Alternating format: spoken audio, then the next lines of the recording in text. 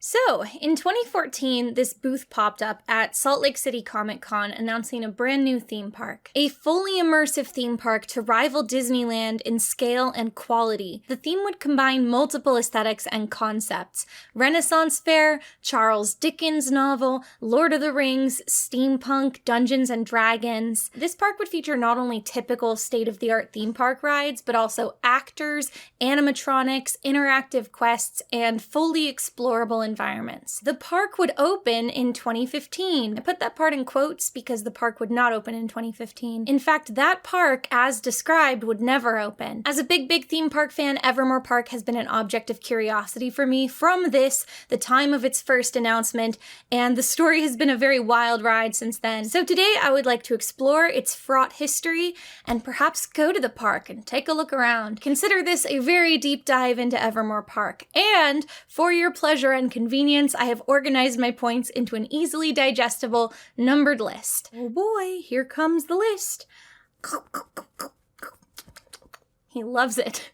Part 1, The Pitch. So if you had attended that fateful Salt Lake City Comic Con in 2014, here are some of the Evermore attractions you might have been sold on. A 45-acre park plus 25 acres for parking. A 40,000 square foot manor. An enchanted forest ride. A ride reservation system, so no waiting in lines. A splash pad. A natural amphitheater called The Bowl. Themed costume rentals. A man-made lake. A London-esque city street called Ripper's Cove, which would be used primarily as part of the 5-part haunt. We're going to have the world's most elaborate haunt.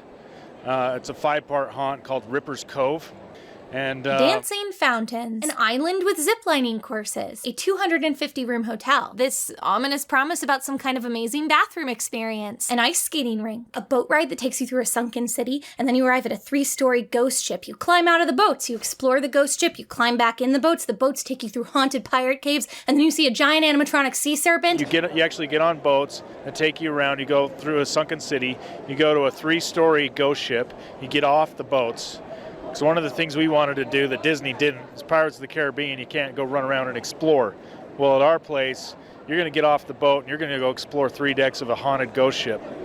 Then you're going to get back on the boats and you're going to go past Siren Island and you're going to go into a cave. You're going to ride that boat into a cave. There's going to be a sea serpent in there. Now I'd imagine you're hearing this and you're like, that sounds so cool. That sounds like the coolest thing you could ever think of. In fact, it sounds almost exactly like the coolest thing you could think of. It almost sounds like a little kid sat down and daydreamed about their ideal theme park and then impulsively announced that they were building it without planning any of the logistics. In Walt Disney Imagineering, there is a stage in project planning called the Blue Sky Stage. This is the stage in the creative process wherein Imagineers will pitch the most ambitious ideas they can think of. There's no thought toward money or technology or even physics. It's just like pitch what you think would be the coolest and we'll see what resonates with the team. The Blue Sky phase is one of the earliest stages in planning. In the often years that follow, the upper management and the Imagineers decide what's actually realistically within budget, what's possible to build, and what's a priority. And then they go ahead and announce to the public all of the things that they're actually going to have. But of course, at the time of the Evermore announcement, the park's opening was only a year away.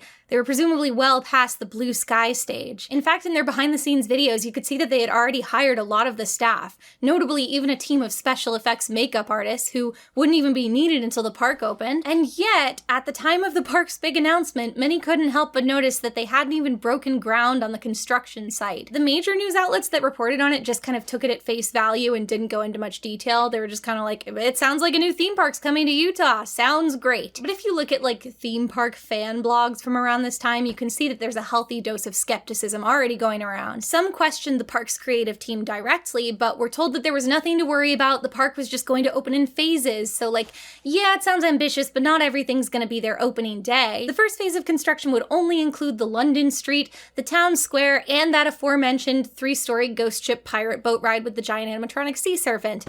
A much more attainable goal, no? Well, no. There were those that still had their doubts. But the Evermore team insisted they were right on track. Part 2, The Inventor. When I heard about the project, one of my first questions was, Who's behind this? Usually when you hear about a new theme park, there's some kind of giant recognizable corporation behind it. If you hear they're building another Disneyland or another Six Flags, that makes some level of sense. Even some new production company throwing their hat in the ring checks out, like if suddenly Nickelodeon is building a theme park. But when you hear there's going to be a new elaborate theme park in Utah and it's being built by some guy, it's a little more mysterious. So let's explore some guy. Ken Bretschneider is a 50-something who made his fortune in tech. He founded a company called DigiCert, which specializes in digital security. You know when you visit a website that handles sensitive information like your insurance provider or your bank, your browser displays that little lock icon next to the URL so you know you're at the real page and you're not being phished for your password or anything else like that. That third-party company is paid to provide this service, and there are 2 or 3 of these companies that you see around a lot. Like, let's look at Facebook. If you mouse over the lock icon, verified by DigiCert. Twitter, verified by DigiCert. Tumblr, verified by DigiCert. Thank God they're keeping my romantic gifs of Sherlock safe. So in 2002, Bretschneider founded DigiCert. It did super well, and then he sold off his portion for like a whole lot of money. I wasn't able to find a definitive number that he made from this sale. I've seen guesses in the tens of millions and guesses in the hundreds of millions. Some of these guesses are stated very assertively, but I think basically nobody knows the exact number except him. Anyway, the relevant information is that his foray into tech made him very rich. So subsequently with that money, he did a lot of other weird projects. In 2010, he founded Deep Studios, a film production company. They made a handful of indie films, the most famous probably being 2013's Skinwalker Ranch, a found footage horror movie. In 2012, he became the CEO of a company called People Water. It was a bottled water company founded by a former Bachelorette contestant. Their website is defunct, and I couldn't find any reports about the company after 2015, so I think they went out of business. In 2013, he started a record label called Hidden Records, which I guess was like a sub-distribution label under Red Distribution, which no longer exists. I could only find concrete evidence of Hidden Records ever actually signing one band, and that band re-signed to a different label in 2015, so I think Hidden Records no longer exists either. In 2014, Bretschneider co-founded a barcade in Sherman Oaks called The One Up. That one still exists. It's got 4 stars on Yelp. I think it's doing okay. 2014 also brought the announcement of a new project called the Air Center. This would have been in downtown Salt Lake City and combined a hotel, restaurant, nightclub. This would never be built, and the plot of land would go up for sale in 2016. The first thing we've seen while we're here. I would be remiss not to mention another, and maybe the most important Bretschneider project, his annual tradition of decorating his family home every Halloween. For years, he would transform his property into grander and grander haunted houses, and not for money or anything, just like a festive thing for the neighborhood to enjoy. In 2013, the haunt saw over 11,000 guests, and Bretschneider only requested that attendees bring a donation of cash or food for the Utah Food Bank. This made him something of a neighborhood legend, so when the news of the theme park first broke, there were a lot of locals in his corner. The narrative as a whole looked pretty good. A creatively minded hometown hero. He made his millions in tech, but he poured it back into his creative endeavors, his passion projects. He was a jack of all trades, a lifelong enthusiast in showmanship and theme parks, and now he was going to turn Utah into a world-class destination. I mean, honestly, what could possibly go wrong? Part 3, The Void. In May of 2015, it was announced that the Evermore project was indefinitely on hold, but that's actually not why this section is called The Void. The good news was that while Evermore was on the back burner, Bretschneider would be focusing his energies on a new business venture. He co-founded a new entertainment company called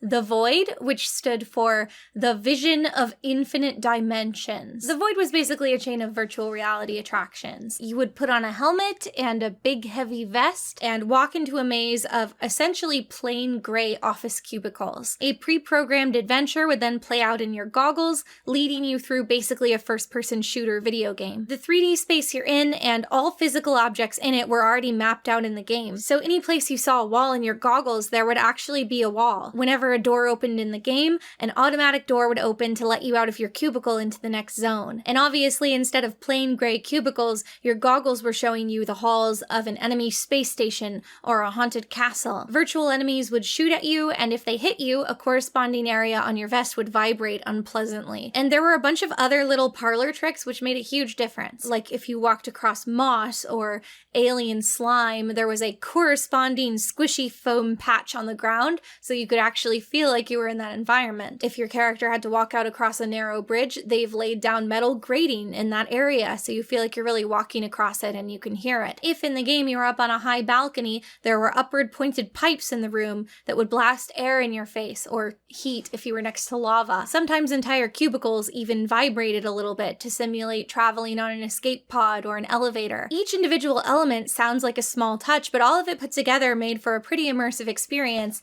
and soon enough there were different locations popping up everywhere. And I mean, it makes sense. This is a concept that's basically built for franchising. It needed relatively little space, so you could put it into a vacant store in a shopping mall. And once built, the same maze of cubicles can be rearranged and repurposed again and again by just applying new digital visuals and then sending customers down different routes. And to sweeten the deal, the Void started licensing familiar properties to make different iterations of the game. So instead of just being essentially a public domain arcade game with a haunted castle, the Void suddenly had the legitimacy of being like a Ghostbusters experience, a Jumanji experience. The Walt Disney Company also saw a lot of promise in the concept and signed an ongoing deal for use of several of their properties. So we saw a Wreck-It Ralph game, an Avengers game, a Star Wars game based on Rogue One. Disney also personally rented out space for 2 different Void attractions at Disney Springs and Downtown Disney. These are basically the shopping districts that are next to the parks on both coasts. Different locations offered different games, which could be switched out periodically. The games only lasted about 15 minutes, but they could charge $30 to $40 a person,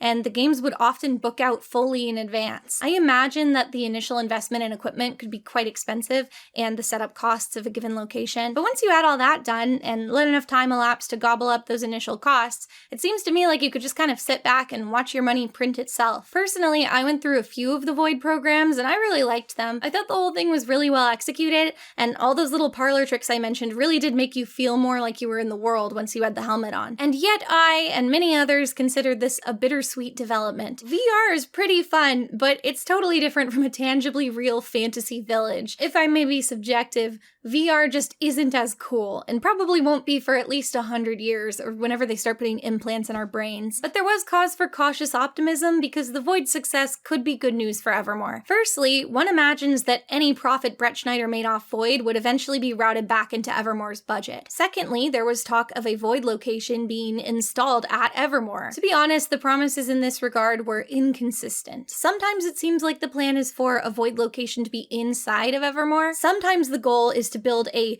7 to 8 pod virtual reality center next to the park, enclosed in a giant dome. At other times, it seems that this VR center will be in Salt Lake City, perhaps as part of the Air Center project. In fact, in some articles, the Air Center is rebranded as the Void VR Corporate Center, which will feature both office space and public entertainment venues. As I've said, the Air Center would remain a beautiful vacant lot. But let's check in on our other favorite vacant lot, Evermore Park. Part 4, the land. So in the Void era, Evermore had been indefinitely delayed. The announcement said it was due to financial difficulties, and that's the only official reason that the park is ever given, but I at least need to mention another element. There are a lot of rumors regarding the location chosen for Evermore. The 2014 announcement said that the park would be coming to Pleasant Grove, Utah, and the land necessary was purchased. But I'm guessing a lot of you are not familiar with this place. Pleasant Grove is a small and sparse city,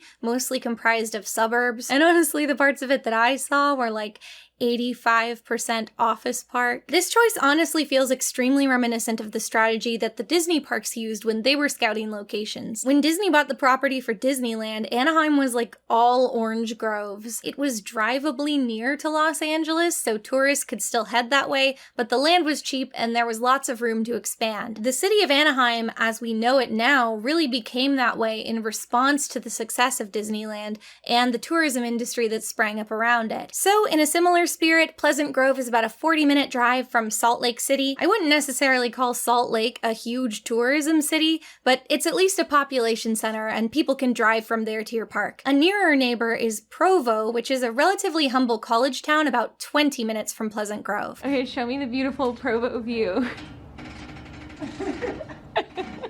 I'm about to take like a Tim Burton guy like that. It's so gross. Oh my god.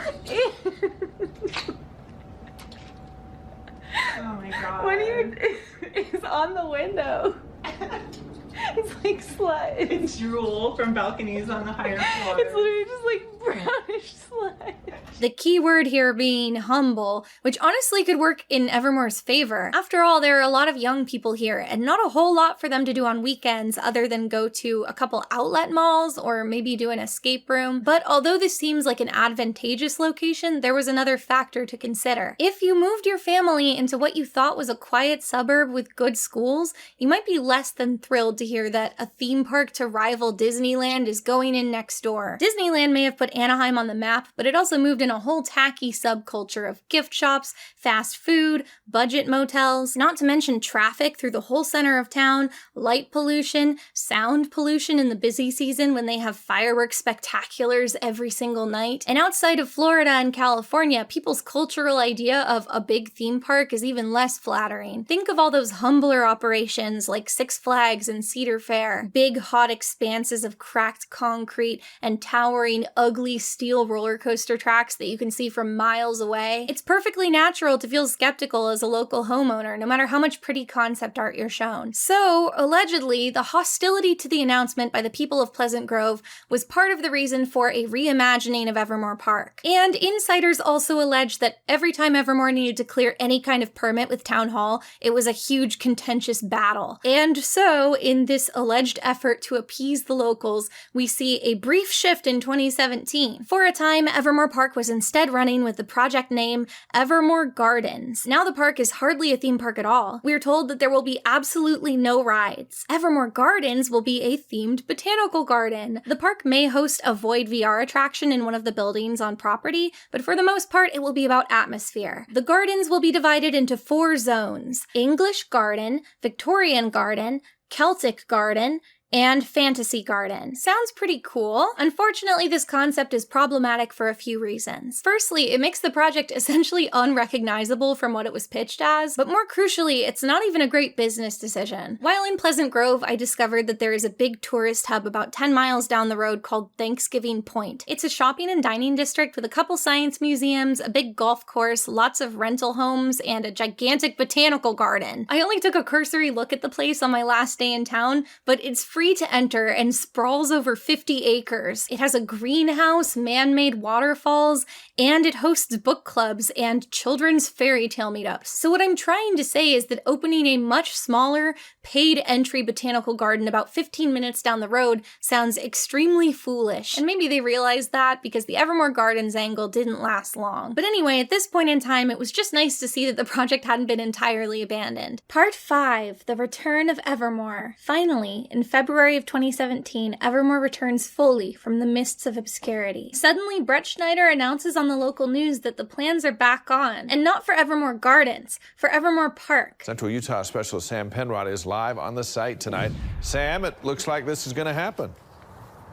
Yes, Dave, the Evermore Park project seemed to stall over the past couple of years, but we're told construction is set to begin here later this week, and what the founder believes will become a big entertainment attraction here in Utah. Evermore would now be opening as an 11-acre park, still with no rides or attractions. This was spun as a selling point. Evermore was now less a theme park and more a botanical garden experience park. The main activity would now be immersive, interactive quests led by a Broadway-sized cast of character actors. So now we have a little bit of a middle ground. Definitely cooler than a botanical garden, but definitely less cool than a theme park to rival Disneyland. But don't worry, the park wouldn't just be a simple Renaissance fair. It would be using world-class, state-of-the-art effects to elevate these interactive performances. These are immersive theatrical experiences, so we're using lighting, DMX-controlled devices, smells, sounds, sights. We're using 3D projection mapping, costuming, puppeteering, and different things to create these really elaborate events. And don't forget about that Void VR location going into the park. Maybe it'll even be under a dome. This reopening announcement was similar to the one from that 2014 Comic-Con in that at the time of the announcement, the park was slated to open only a year later, in Halloween of 2018. But unlike the Comic-Con announcement, this time they would meet their deadline. Kind of. In my opinion, one of Evermore's first and worst missteps is that it opened long long before it was ready to. This is kind of like that Spider-Man Broadway musical situation. You can open a half-finished project and call it a preview and a soft opening as much as you want, but when you're making a commercial product, that doesn't really matter. Anyone who was going to show up and write a review or an article about your product is going to show up the moment that it opens to the public and review it then, regardless of the state that it's in. And if you're not putting your best foot forward, you're just going to squander all that free publicity only to potentially put out an underwhelming first impression. So Evermore Park opened on September 22nd, 2018, and they called it a soft opening. I have to imagine this was for financial reasons. A half-finished park with a lowered ticket price is still at least bringing in some money, and you can put that toward finishing the project if you run out of funds. I do think that opening at Halloween time was a great idea. As I've said, Halloween decorations were Brett Schneider's specialty, plus they would put a more flattering veneer over the entire park. After all, unless you live in a rural area, you've probably been to a pumpkin patch that's really just a parking lot, and they've dressed it up with hay bales and scattered loose sawdust on the ground and put a bunch of pumpkins everywhere, and suddenly you're in an autumnal wonderland. It turns out that American brains really just love to look at like loads of pumpkins. That's literally all it takes for us. Evermore employed a lot of similar techniques. The empty landscaping didn't look empty because it was loaded with pumpkins. Straw could be used to camouflage incomplete features, and everything else could be literally smoke screened with strategically placed fog machines. Initial customer feedback was generally pretty positive. The buildings they could see were beautiful. Yeah, most of them were still locked up, and yeah, the park had a lot of chain link fences everywhere, half-finished buildings, and visible construction sites. Clearly it wasn't done. The park opened with bare minimum food offerings, although they promised to have more complex options later. They had no liquor license, so although one of the interactive locations was a tavern, nothing was served there. There were some other small quibbles in the initial reviews. The interactive element that was promised was very confusing to many visitors. There was no clear signage or instruction, and the actors didn't volunteer information about the quests unless you already knew how to ask about them. I think this is the tavern, and we have to ask for like a quest. Go ask him. Ethan, you're asking for a quest. Film me. You have a what? You want to help people out? Yeah. No, I don't have anything I need done. Hello, does the man actually have a quest? Quest? What? Like slaying a dragon and saving a princess, like that kind of quest. Yeah. That sounds like fairy tales to me. It does. But there were other activities like archery and some scare maze elements that could entertain teenagers just looking for Halloween thrills. Many guests were content just doing a little archery, taking in the scenery, making awkward small talk with some actors, and then heading home early. At least in terms of the online feedback I could find, most of it was pretty encouraging. There's a lot that's not finished, but it's really cool already. They're still under construction, so we weren't able to see everything. But what has been done was amazing. Right now, it feels a little more like a Renaissance fair and a dress rehearsal for what's to come.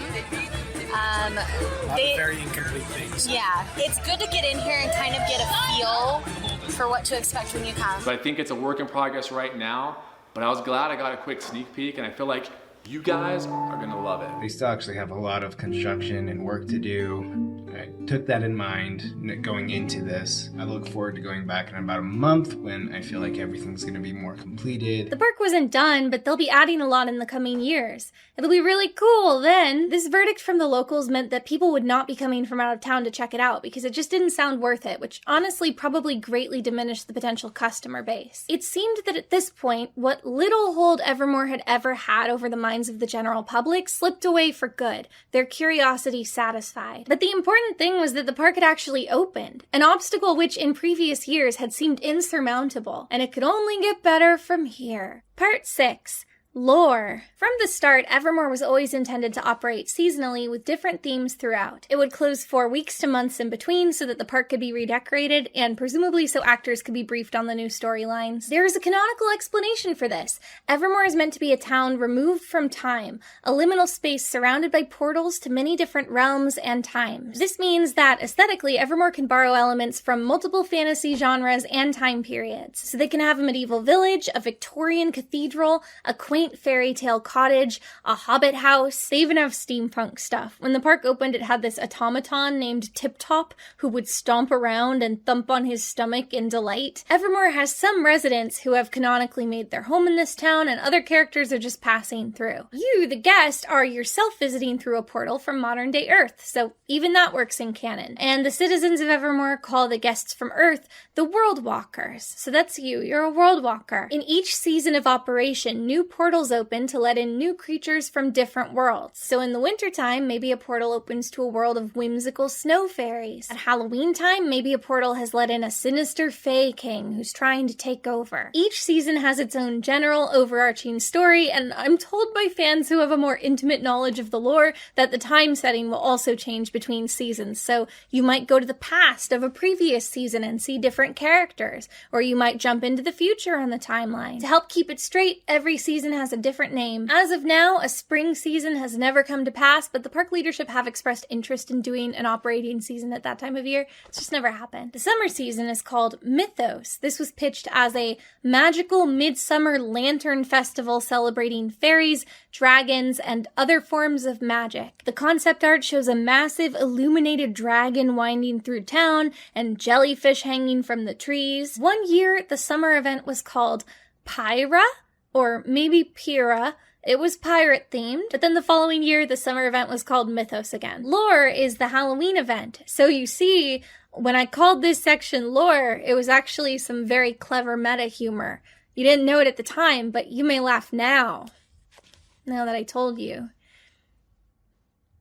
Well, that's probably long enough. Anyway, lore has two different phases. At the earlier part of the day, it's a more child-friendly Halloween event where kids can trick-or-treat for taffy from the characters and look at big pumpkins. Then as the sun goes down, it starts to get spookier and converts into a more sinister and jump scare-based experience, closer to what you might find at Universal Studios Halloween Horror Nights or other scare mazes like that. All information I could find indicated that these two time periods were not separately ticketed, which I honestly find very strange because demographically they seem like two very different experiences. I'm sure some people, like myself, for example, would love to go and do both, but maybe they could have utilized like a colored wristband system in order to sell cheaper half-time tickets to the people that don't want to stay all night. Aurora is the winter event, and more specifically the Christmas event. This part of Utah is overwhelmingly Mormon, so there's little motivation for businesses in this area to have secular winter activities. During Aurora, the park hosts an interactive version of A Christmas Carol, wherein you can follow the characters around if you wish. In San Francisco, there's an annual event called the Dickens Fair, so Aurora sounds like a slightly less elaborate version of that, but they have fantasy characters out too for people who want the more typical Evermore experience. The park announced that in January of 2021, the Christmas Aurora operations would make way for the winter but not Christmas-themed event Vinterloom. It seemed that this event would have been more about ice, snow, magic, the northern lights, etc. But I'm afraid Vinterloom would never come to be. Oh my god, I forgot my gamer lights. Were they on? Yes, they were on in the other clips. Turn on gamer lights. Yay! Although the seasonal names for the most part repeat each year, one lore is not the same as every other lore. So it's not like if you go one year at Halloween, you have no reason to return for the following Halloween, because it will be a different experience. To be honest, I feel like the naming conventions don't make this clear enough. Especially when one random summer had a different name, I could imagine unfamiliar guests just assuming that two mythoses are the same as each other. Also, if I may be subjective, I dislike most of these names. Lore doesn't evoke the vibe of a kid-friendly pumpkin patch or a teen-friendly Fright Fest, so I imagine both demographics might just overlook it entirely. Aurora doesn't evoke the idea of a Charles Dickens Christmas Carol. Mythos is fine, but if you put the word mythos on a billboard, nobody's gonna know what it is. In my opinion, until your local customer base has the faintest idea what your park is, you need to promote extremely basic season names that spell it out for them. This summer is Fairy Fest at Evermore. Come see the Summer of Dragons, Christmas Village, Winter Masquerade, Pumpkin Town, fear. It's cool to have this story about different portals opening to different realms, and it makes sense for those portals to all have their own names, but maybe those names should just be a part of in-game dialogue and literature, and then the superfans can learn them if they'd like. But the words mean nothing to a non-fan, so they should not be used in marketing, at least until the park gets enough of a foothold that locals do know these words, and then it'll mean something to some rando that's driving past a billboard. Anyway, each season had its own totally unique storyline. There would be a unique threat to the safety of the town, or an object that all the guilds are trying to get, or various characters would be running for mayor. And in some cases, the stakes were pretty high. Like, they would have wizard battles, characters could even be killed off, and then the actor would just be recast in a different role. There are a handful of dedicated locals who try to chronicle all of these story developments, either through text in Discord servers, or through capturing footage of as many major story beats as they can find. I can see that a fan wiki has been created, but nearly all of the pages are still blank templates, although I did stumble across some kind of intense Google Doc shared by the mods. Apparently, in past seasons of Evermore, the park would hand out an ever-changing newspaper summarizing what guests had missed. This is a good enough concept, although I question how useful some of this information would be to an average guest. But honestly, I wonder why there isn't more of an online guide being maintained by the park. You'd think they could put character profiles up on the website, or at least summarize the major story arcs so people considering whether or not to go can know what they're getting into. I have heard from former employees that at one time characters shot little introductory videos. The idea being that when guests bought tickets digitally, they would then be emailed a randomized video so they could at least get to know one character before they showed up. And then there's kind of a connection, like if they see that character in the park, it's like, oh, I know this guy! But for whatever reason, that system was never implemented and these alleged videos remain unreleased. I'd think it would at least behoove them to put that kind of content on the official YouTube channel. I do also, if we're being honest, find the story pacing a little odd. It seems like a little too much of the experience depends on being at the right place at the right time on the right date. In theory, this could be a good thing in that all guests would have a unique experience. But all guests having a unique experience is only really cool if each of those experiences is roughly equivalent in quality. As it stands now, it seems like you can either come on the right night when there's a wizard battle throwing fireballs back and forth, or the wrong night where nothing exciting happens at all. I already expressed my intent to go to the park, right? So I wonder which kind of night I will experience. It seems like a large portion of the clientele are families who are only visiting once and may never return, so it feels important to make sure that every night has some kind of standout moment. The closest equivalent theme park experience I can think of is the Ghost Town Alive event at Knott's Berry Farm. For a couple summers, the park would staff actors to live in the park's cowboy town. They would similarly interact with guests, give them tasks, and convey major story beats with a newspaper. Well, yeehaw! I have it right here. I keep it in my big binder of theme park maps. A normal thing to have. A big difference is, in Ghost Town Alive, the actors are canonically meant to be ghosts. They don't know that they're ghosts, but that's what they are, and they're stuck in like a ghost time loop. That's why every day of the event is Founders Day. Every day the townsfolk are electing a sheriff and trying to stop the same group of bandits. Every day has a gunfight at the same time, and every day has a celebratory Founders Day hoedown. And your little errands can influence the story, so different days have different outcomes for various characters. And then there were a couple random days that were made special for the guests. Like, instead of walking in for the climactic confrontation, the bandits would ride in on the park's real steam train. But if you weren't there on that particular day, it wouldn't feel like you had had a lesser experience. You can go on any given day and both see the ramifications of the things you've done with the characters and feel like you've seen all the major beats of a story. There's one night of Evermore's story that's widely talked about on the fan groups. Most people refer to it as the night Evermore went dark. This was a night during lore, so there had been dark creatures threatening Evermore through all of the storyline, but it had finally come to a head. So on this one night, about a half hour before closing time, the creatures all rushed the town, storming into once safe areas. The characters all started screaming and running, hurrying guests out of the park, back out through the portal they had entered from, so the front gate.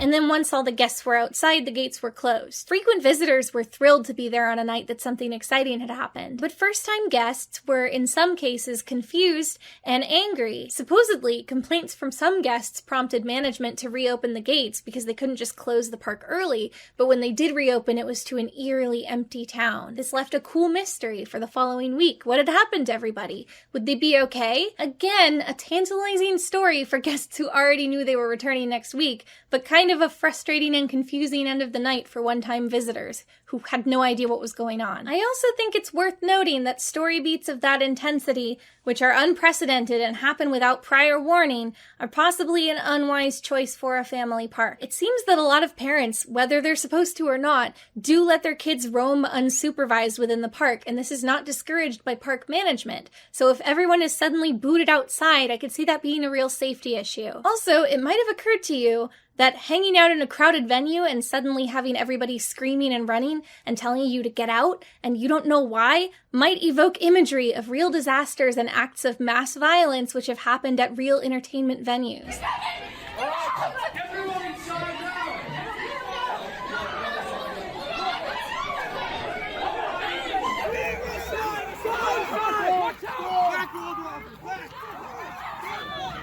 So I can imagine being quite alarmed if you're at the park for the first time and happen to not know the minutia about the B-plot brewing with the Fae King and his evil minions. Anyway, moving on to another story element, we have guilds. Different characters in the park belong to different guilds, which guests can help through quests or even join. These are roughly similar to the character classes in Dungeons & Dragons. I tried really hard to find a definitive list somewhere of all the guilds, but it's pretty confusing. Evermore doesn't really maintain their own guide, and guilds also seem to be introduced and then eliminated throughout different seasons. But anyway, here's the list that I've got. The Knights, the Rangers and Archery Guild, the Pirates, the Dwarves. These guys mostly just play covers of popular music.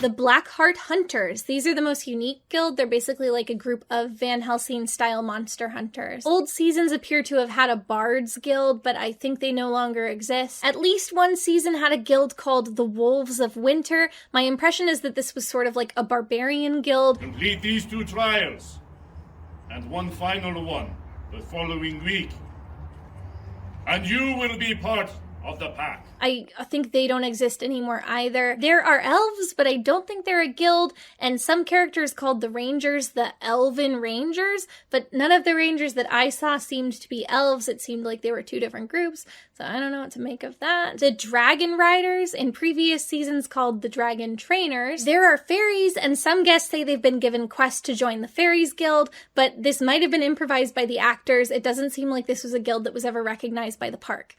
Unclear. There appears to be one wizard just kicking around, one guy, so I think that's not a guild. And lastly, I heard there were witches, but it seems that there aren't anymore. And that's all of them that I'm aware of. Again, would love some kind of guide or glossary curated by the park. I did my very best. It seems that in some storylines, the guilds are at odds with one another, and in others, they're just coexisting without incident. I think for the most part, this is meant to function like the Hogwarts houses, like it's just kind of fun to belong to a club. And now I think you've got the basics. You've at least got what I knew going in. So from there, the story of Evermore was ever changing, ever evolving with each season. And you're probably wondering what else changed. The answer is not much. Yeah, remember at opening, all those people that were saying they were excited to see Evermore when it was more finished? Just as soon as management had gotten through what they called Phase 2 of construction, well, Phase 2 never seemed to come. Some of those unsightly chain link fences around construction sites came down, but not because construction was finished. The unfinished buildings were just out in plain sight, the paths to them usually blocked off by sawhorses. There were some uncompleted buildings that just needed their interiors finished, so a couple of those were polished up and open to guests. A miniature train ride was installed to circle the park,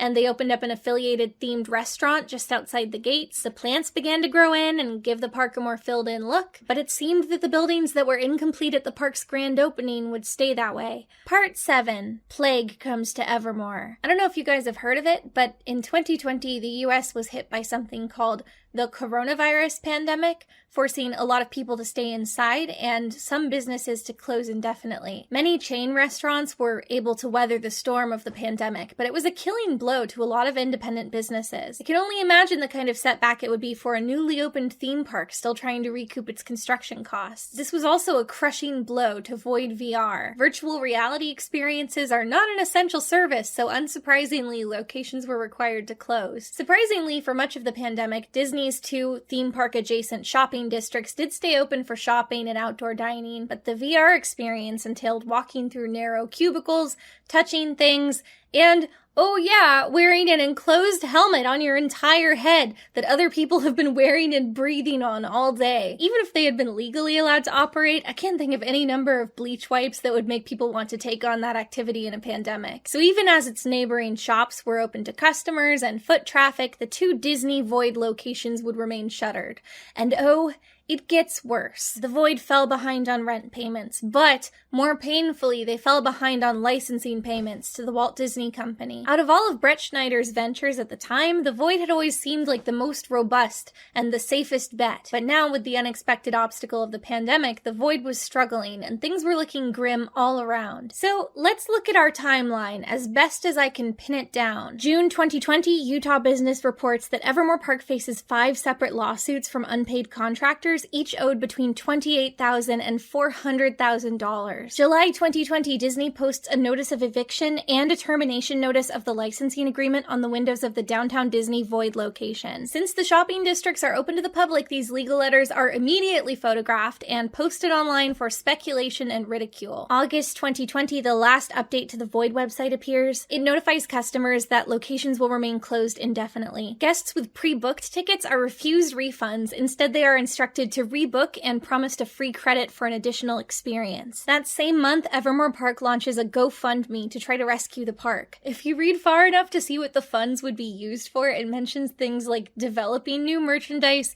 building new structures on the property, launching a podcast? Guys, what do you think it costs to launch a podcast? I mean, yes, that could help with publicity, so like, why not? But you could have done that at any time, and you don't need $100,000 from your fans to get it started. And I'm not an accountant, but doesn't it seem like any funds raised ought to be paying those outstanding debts to contractors first? October 2020, the Void signage is completely dismantled from both Disney locations. Meanwhile, the Vegas location is taken over by a competitor. January 2021, the Void website goes completely offline. Meanwhile, Evermore announces that the park will be abruptly laying off a huge chunk of their staff. A fantasy fiction theme park here in Utah has notified employees they are no longer needed. The owner of Evermore in Pleasant Grove telling Fox 13 after the pandemic forced the park's closure for nearly 4 months earlier last year and limited audiences ever since, they've lost upwards of $1 million. The layoffs consist of the bulk of the interactive character performers, leaving only a theoretical skeleton crew to operate food service and some of the extra activities. I say theoretical because after the conclusion of the winter experience, Evermore does not reopen for January, February, March, or April. Park officials claim that the closure is not permanent, that they would reopen sometime in the coming months, and that when they did reopen, they would move in a new direction without actors. You're probably wondering, what new direction? The pandemic saw many theme parks scaling down or phasing out interactive character performers,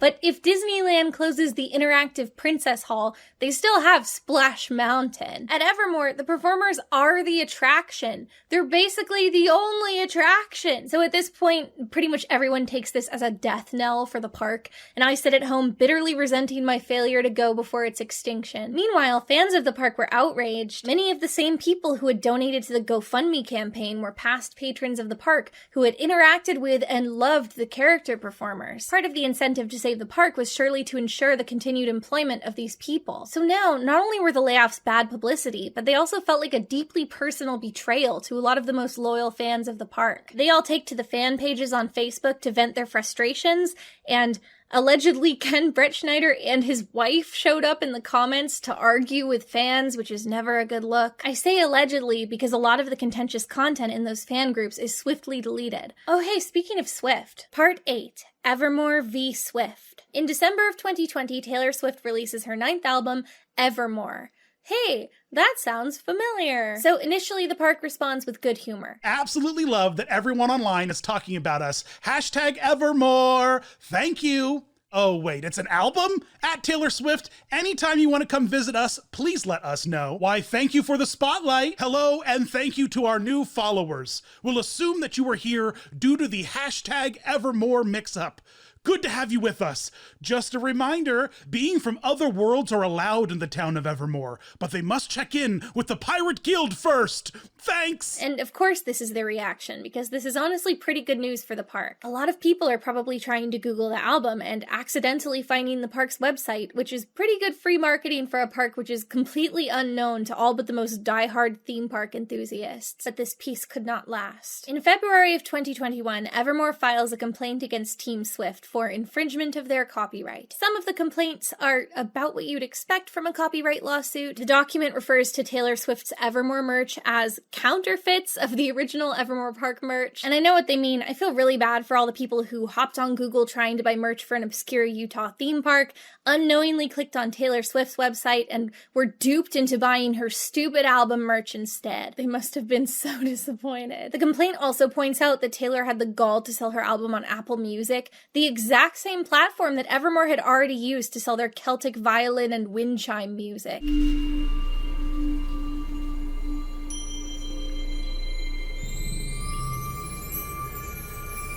Back off, Taylor. Apple Music is theme park turf. Other grievances mentioned are frankly bizarre. The Evermore album includes a song titled Evermore and 14 additional songs, 6 of which include explicit lyrics. The explicit versions of the Evermore album are provided with the parental advisory warning shown below. Thanks for the picture of the label, bro. Prior to defendants' release of the Evermore album, numerous published descriptions of Evermore referred to the epic tales that play out at Evermore Park. Miss Swift writes in the booklet that accompanies the Evermore album, quote, "I love the escapism I found in these imaginary/not imaginary tales. I love the ways you welcome the dreamscapes and tragedies of epic tales of love, lost and found." A copy of this booklet is attached as Exhibit C. The booklet! A paragraph in the booklet of Taylor Swift's album poses a material threat to the profits of a Renaissance Fair theme park. Apparently, while we weren't looking, this theme park claimed ownership over not only the word Evermore, but also the descriptor epic. They allege that this CGI image of a willow tree from Swift's music video, Willow, is an imitation of Evermore's two-dimensional Celtic-inspired non-willow tree logo. So yes, it appears that Evermore now also owns the concept of artistic depictions of any type of large tree. Despite her publicly stated concerns for small and struggling artists facing large and better-funded opponents, such as Apple and the record labels, Miss Swift now seeks to bury the previous released Evermore albums created by Evermore and misappropriate the Evermore trademark with no compensation to Evermore, because the company is facing financial difficulties due to the COVID-19 pandemic and cannot afford to engage in protracted litigation. Oh, you're right, Evermore. The jealous Taylor seeks to bury you. All this time, she's been biding her time in the shadows, knowing that she couldn't beat you in a fair fight. She had to wait until you were at your most vulnerable to launch her insidious attack. They go on to claim that Evermore Park offers primarily live visual and audio performances by an actor. The document points out that Taylor Swift has acted in projects such as Valentine's Day and The Lorax, and as such is an actor. And so, if she were ever to perform Evermore songs live, she would technically be offering live visual and audio performance by an actor. So this suggests that Taylor Swift, though human's career as a pop singer is essentially legally the same as the day-to-day operation of a non-living theme park. In making this claim, Evermore overlooks the existence of Evermore Medieval Festival, a Renaissance fair and fantasy-based LARP experience founded in 2018, which Evermore has never identified as a threat to their copyright. The Evermore lawsuit asks roughly $2 million from Taylor Swift to make up for the damages she did to their brand by selling counterfeits of their merchandise. I can't help but wonder if even Brett Schneider and his lawyer suspected that this was a frivolous lawsuit, and perhaps hoped that Taylor Swift has so much money that she would just settle for some amount outside of court out of laziness. After all, $2 million would be a lot for Evermore to receive, but Taylor Swift probably wouldn't even notice it missing from her bank account. But if that was their aim, maybe they shouldn't have made such outlandishly specific claims. Maybe they shouldn't have attacked Taylor Swift's character by implying that she is attacking small businesses on purpose. So Team Swift fought back. First, they went through and refuted each one of Evermore's claims. It was clear that they didn't think they would lose to Evermore Park, but they obviously wanted to avoid the tedium and media attention of a legal battle. So first, Team Swift just sent like a legal letter back, like, no.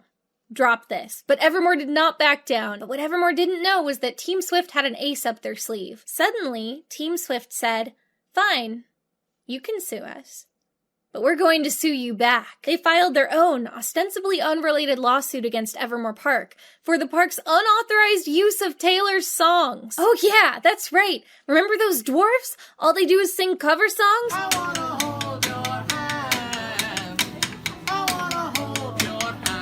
Well, apparently some of those songs were by none other than T Swift, and she had the receipts. It's pretty obvious that Team Swift didn't actually care if a band of merry dwarves were singing covers of her songs at a small theme park. This new lawsuit was entirely an intimidation tactic to get Evermore to drop the first lawsuit. And their strategy worked. Evermore promptly dropped the lawsuit, Team Swift dropped theirs, and the war was over. But I wouldn't say that Evermore escaped unscathed, and I'm not just talking about legal fees. You'll recall that the fans were quite angry when they contributed to the GoFundMe campaign, only for a lot of their favorite performers to be fired. Well, they were even angrier when they heard about the lawsuit. We can't prove that any money from the GoFundMe actually was put toward legal fees, but those were definitely the optics of the situation. All over the fan pages, people were going off. Like, we gave you all this money to pay your contractors, and here you are wasting it on a bad faith legal battle with a random pop star. This sapped up much of the remaining goodwill the fan base had for the park. Even those who still want to return to the park as guests seem to have the attitude of, love the park, hate the CEO. And that's not a great ground to be standing on when the park itself is the passion project of the CEO. I don't know, I feel like if I was running the Evermore Park socials when the Evermore album dropped, I would have just leaned into it as much as legally possible, connect with a local bluegrass artist, record a cover of one of her songs, and then shoot a fanciful YouTube video with your park as the location, and then upload it to the band's channel so you have legal deniability, but promote it heavily on your socials. Bonus points if it's a tribute to iconography from her existing music videos, because then the Swifties will circulate it for you. And maybe then they'll want to come to your park to shoot their own TikToks and pics for Instagram. Be like, Swifties welcome! This month, anybody who arrives in a Taylor Swift concert tee gets half-price admission. You don't even have to worry that much about the legal end of it, because Taylor Swift's team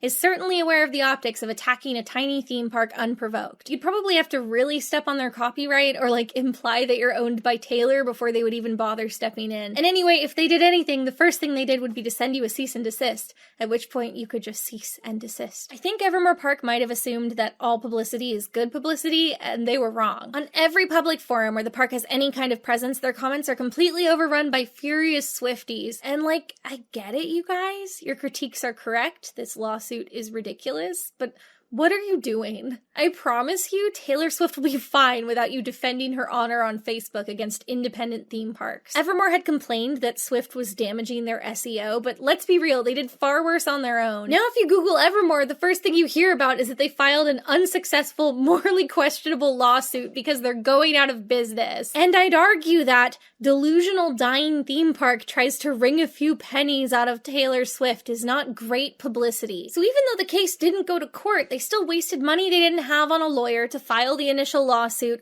only to win nothing, ultimately hurt the park's reputation and tank its social media. What I'm trying to say is that this lawsuit was not only a bad move, it was probably the worst and stupidest financial decision that could have ever been made. Its timing, its intent, its execution were all handled so embarrassingly poorly that they sank Evermore even lower into arguably the most precarious position it's ever been in since it opened. But enough about that. Part 9, The Grid. Oh yeah! Who wants to hear about The Grid? Yeah! It's The Grid!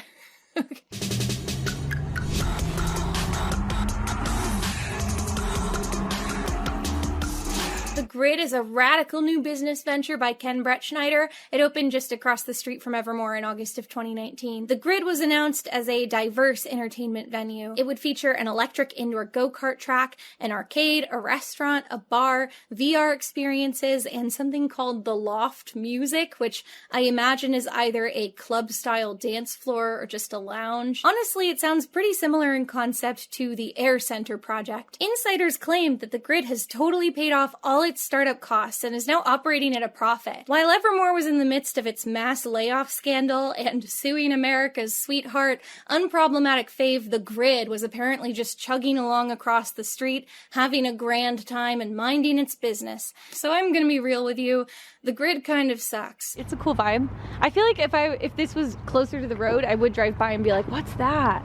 But it's not. You walk in and are greeted by this weird, creepy, unfinished hallway. Oh, and Wait, what is that? Why does it? And also, like, yeah, why does the entrance door lead directly to an exit door? And also, like, why is the entrance not finished? Isn't this like a new building? It definitely is a new building. And then you enter the lobby, which is kind of Great Gatsby meets industrial. The lobby is massive, but there's nothing to do in it but purchase your go-kart pass. I also expected more of the go-karts. For some reason, I had gotten it in my head that the reason it's indoors is to give it some kind of like fun disco lighting. I was picturing some cross between Tron and Mario Kart's Rainbow Road. Actually, I say for some reason, but the reason I think that is that that's totally what the initial ad made it look like. And then Brett Schneider and his co-creator described it on a podcast as a holodeck capable of simulating different video game-esque environments as you race. We basically are bringing all of these kind of digitally enhanced or digital experiences and creating kind of probably the most advanced kind of virtual entertainment center in the world right now. And there's several components going into, from simulation, different various types of simulation. That has interconnectivity between it, so you could do like, you know, air combat together, or you can do off-road racing or some kind of sci-fi thing. And then directly compared it to Mario Kart and Tron. One of the most advanced and largest indoor race tracks that has a three-dimensional track. And then we're creating an environment within that driving track. And I can't give you all the details on it because it's still kind of a top. I was just going to say, can you give us any juicy details yet? Yeah, I mean, I can say that it's going to be basically like a holodeck environment that you're racing in. So it's kind of almost like, you know, would remind you of something like Mario Kart or something. I have this deep affection for that side of tech and entertainment and fun with, you know, Tron and all that kind of stuff.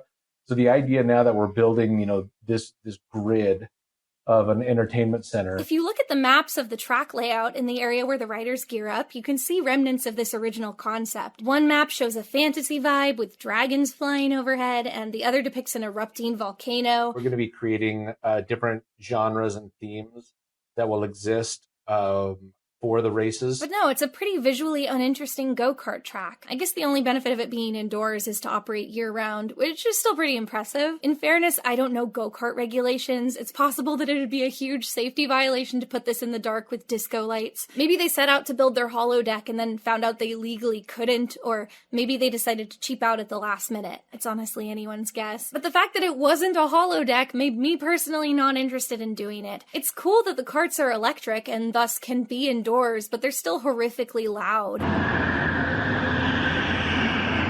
In that vein, I actually give kudos to the soundproofing in the building. It was like really solid. We walked into the arcade, which was right next to the track, and it immediately got much quieter. And I'd imagine the muffling would have been complete if they had closed the doors, but they were permanently propped open, presumably because no one was in the arcade and they were trying to get people to go in there. And I'd imagine that's because the arcade is pretty sparse. The machines inside feel more geared toward being aesthetically dazzling than being popular games people want to play. When we went, the track was bustling, especially for a weekday, but every other part of the grid was a ghost town. There were also inexplicably these like little tables all throughout the center of the arcade room. Honestly, they might have been there just to try to make it look more full. I was thinking at first it was like for people to bring their own board games or maybe do D&D, but there was a little too much noise from the go-karts for that to ever be appealing. This could be a board game hangout if you want to play D&D in a really loud building. And then I thought maybe they were for food, but like, what food? We're making it just kind of an easy decision. There'll be really great food and beverage integrated into it. And, you know, we make it so that it's just a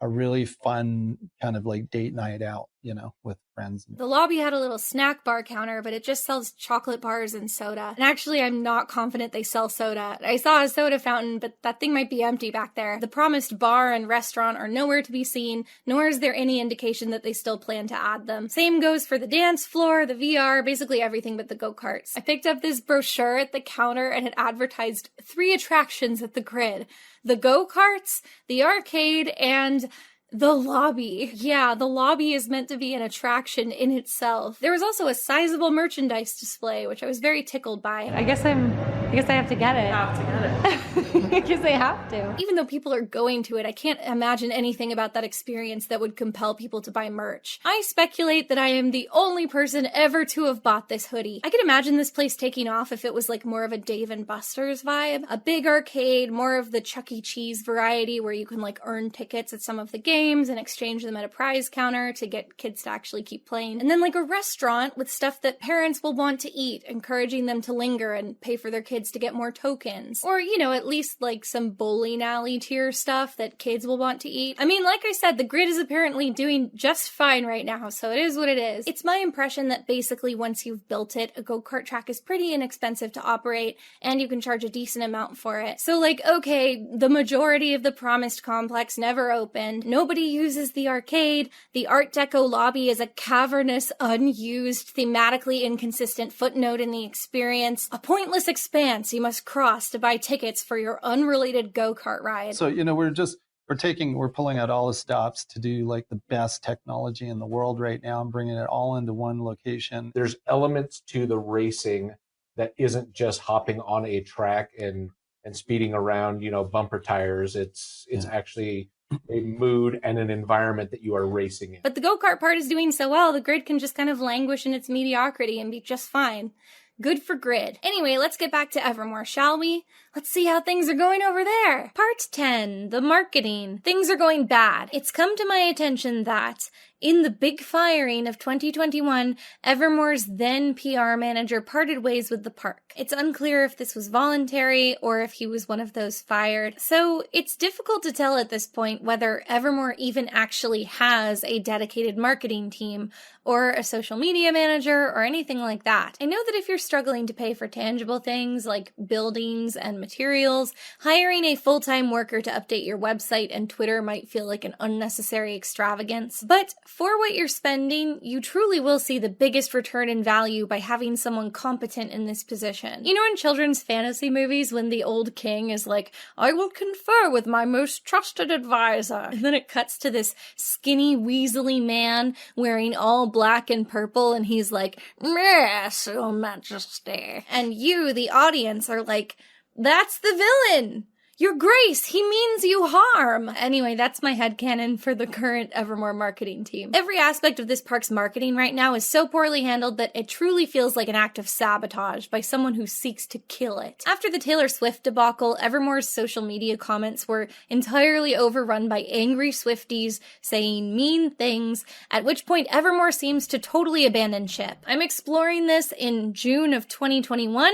As of now, let's see what we've got on the socials. Instagram, silent since January 5th. Twitter, silent since December 29th. Hasn't liked or engaged with any tweets since January 6th. The announcement of the park's reopening was made on May 5th, only on their Facebook page. This is presumably because on Facebook, unlike most other social media, admins can delete disparaging comments. And the only drawback is that no one finds out the park is open. Evermore also created a TikTok account in April 2021, presumably because it was the only social media that the Swifties hadn't found them on yet. I think this is a good site to make Zoomers aware of your park, and we've seen a lot of success from businesses, museums, etc. on the app. Their TikTok hasn't really taken off yet, though. I'd also argue that even if it did, the TikToks on there fail to really promote any compelling reason to visit the park, as they usually focus on close-ups of character actors without showcasing what TikTokers might do themselves if they were to visit. Once I traveled to Evermore, I landed at Salt Lake City Airport, and on the drive over to Provo, I saw a ton of billboards along the route, mostly for MLMs and restaurants, but I'm sure you'll be very shocked to hear that I didn't see any billboards for Evermore. The first and only physical advertisement I saw for the park was hanging on the outside of the grid. The banner just says, Evermore Park, tickets on sale now. It might occur to you that if you look at this banner and you don't know what Evermore Park is, it's not really going to give you any clues. In the logo, the word Evermore is really big and the word park is really small. You can see that the font is kind of rustic, and maybe that will pique your interest. So that's okay. If you're curious, you can just Google it and find out what it is. Oh, they tried to sue Taylor Swift and appear to be going out of business. But perhaps you will persevere and go to their website. Now, websites can evolve all the time, but I would like to explore together what it looked like when I bought my tickets. So you go to the homepage and you see a banner with a few rotating images. None of these images are real photos of the park. They're just pieces of concept art of varying degrees of detail. Spoilers, but not a single thing in any of these images appears as it does in the park, and many of them do not appear in any form in the park at all. But if you scroll down, you'll see a couple photos. What is Evermore? Evermore is a world of play for all ages, immersed in a fantasy European hamlet of imagination. Sit back and enjoy savory food and treats as the world unfolds around you. Interesting. I think I'll click to learn more. Oh, that page is under construction. Back to the homepage we go. Further down on the page, we can see 4 experiences highlighted. One of those experiences is Open Gates. I don't know if being open counts as an attraction, you guys. It looks like the park also features a train ride and 2 restaurants. Trying to click on any of these things yields another page under construction, but I guess they're fairly self-explanatory. Let's go to that navigation bar up there. Okay, I'd love to keep you in suspense because it's kind of funny, but I'm just going to cut to the chase. Every single page offered in the navigation header is under construction. The only exceptions being the Jobs tab and the Buy Tickets page, although that page sometimes stops working too. I already knew that I was determined to go to Evermore in order to make this video, and even so, I went to the website hoping to find information which I was unable to find. Maybe a dress code, the rules, what to bring, maybe menus of food offerings so that guests with dietary restrictions could plan ahead, maybe information about the story of the park and how the gameplay works. I can only imagine how instrumental these things might be for guests actually trying to decide whether or not to go. Actually, to get answers to most of my questions, I ended up joining multiple Evermore fan groups on Facebook and Discord, and it turns out that the majority of these fan groups are actually moderated by employees of the park. They're involved enough to actually quickly delete any critical remarks from fans, and I can't help but wonder why this energy isn't just put toward, you know, maintaining their official channels instead. I actually tried to inquire on a couple fan groups about the current state of the website and how bad it is. And I was told that it looks so bad because at the beginning of this year, after they laid everyone off, the operation of the website was outsourced to a third-party company. I don't know if this explanation is true, but if it is, it's bad. Why would you hire a third-party company to take over your website only for them to put every page under construction and then immediately abandon it just ahead of your reopening? Somebody tell these guys about Squarespace. And by somebody, I mean every YouTuber who's done an ad read for them. You can't just say, the reason my website is bad is because I'm running it in an extremely uncommon and unwise way. Because then, to that I say, well, run it a different way then. Then again, maybe posting a half-finished website that's still under construction with some kind of biting meta-commentary on the state of the park. Even the social media buttons at the bottom of the site aren't functional. The Twitter button just leads to twitter.com and so on. I'm guessing this was made on Wix or Squarespace or something because it seems like they just added the templates for the social media buttons and then never followed up. So, I have some doubts about the story that it's being run by a third party. I actually attempted to email the park through the inquiries form on their website. Firstly, because I was planning to go to the park the first week it reopened. The website didn't indicate that this would be a scaled down offering, but, my intent wasn't to sabotage the park and make it look bad, and for some reason I was skeptical as to whether they would truly be ready to reopen by the announced opening date. So in the little contact form, I asked whether the park, as it appeared at reopening, would be a representative example of the Evermore experience. Secondly, I saw that they theoretically rent out the park for private parties, film shoots, photography. I kind of thought that I could get cooler looking B-roll if it was empty of guests and I could bring a bigger camera and a tripod and stuff. I kind of suspected that maybe I could have gotten access to it for free if I said I was doing a review, but I didn't want an inauthentic experience of the park, so I just said I wanted it for photography and video shooting, and I was willing to go out of pocket to do it. So I just asked what the typical hourly rate and minimum rental time would be for a photography and video session. No actors needed. Anyway, that was a month before my visit, and I just never got a response to any part of it. So, I don't know. I wonder if that form actually goes to an email address anymore. Maybe it's not even hooked up. Maybe it's just going off into the void. Not the void, but actual void. Once I was in Utah, I met up with my friend Kate, who lives pretty nearby and had actually never heard of Evermore until I told her about it. When I began researching this video and telling people I was going, I was surprised to learn that pretty much nobody had heard of Evermore. This struck me as really odd, especially when it comes to people that live in Utah. As soon as I rolled into town, I just started asking everybody I encountered whether they had heard of Evermore. Hotel desk clerks, cashiers, waiters, other tourists. I was like, have you heard of Evermore? No. Always no. The only people who had ever heard of it were people that I was like Twitter mutuals with because we both love theme parks. And even then, a lot of them hadn't heard of it, including like theme park journalists. So obviously when it comes to your typical consumer, they absolutely have not heard of Evermore. I stayed at a hotel in Provo, the closest city to Pleasant Grove. Oh my god.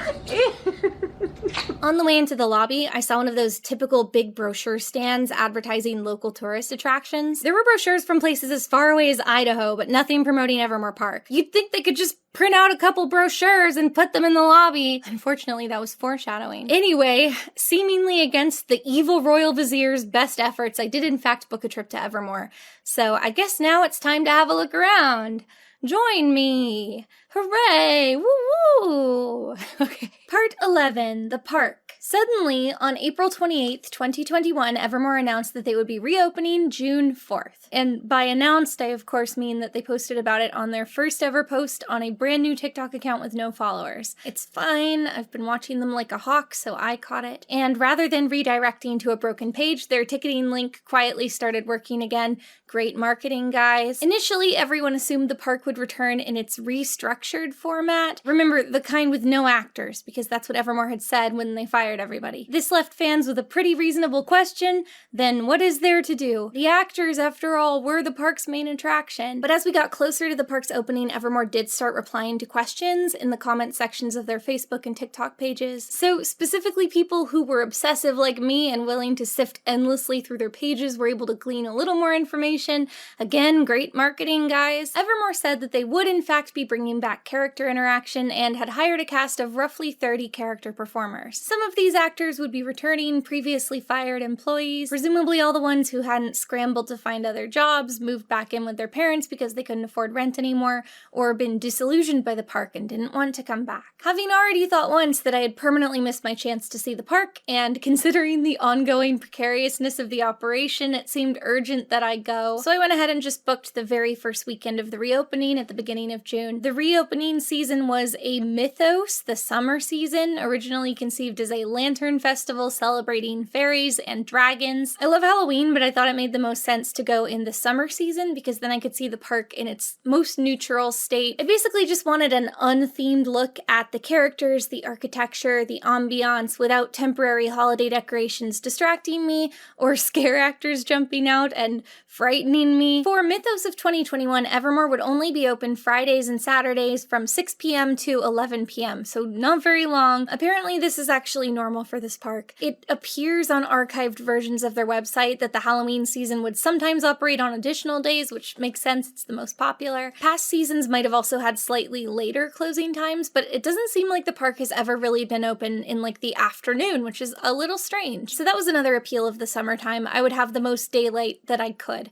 I knew it was a small park and I figured I could probably do it in one day, but I just went ahead and booked Friday and Saturday to be safe. I'm glad I did, more on that later. So I went online and I bought 8 tickets total for my whole crew, as well as 4 tickets so we could all ride the train, all in one transaction. I would actually like to caution you against doing that. It seems that when you purchase anything through the Evermore website, it emails you a single QR code with your whole purchase and the dollar number that you spent, but there's no kind of like itemized receipt proving what you bought. So when I got to the gates on day 1, the system had bundled my whole train ticket purchase together, and they were like, you only have 1 ticket. And I was like, but I'm certain I bought 4. And I'm like busting out my calculator app, like trying to itemize it myself, like, yeah, that's 4. And they were like, oh, well, you'll just have to buy them again. And Evermore doesn't have a guest relations department, so you're just completely out of luck. And then we went back on day 2, and I showed the same QR code because remember I had bought 8 tickets, and the system showed that all 8 of my admission tickets had been scanned on day 1,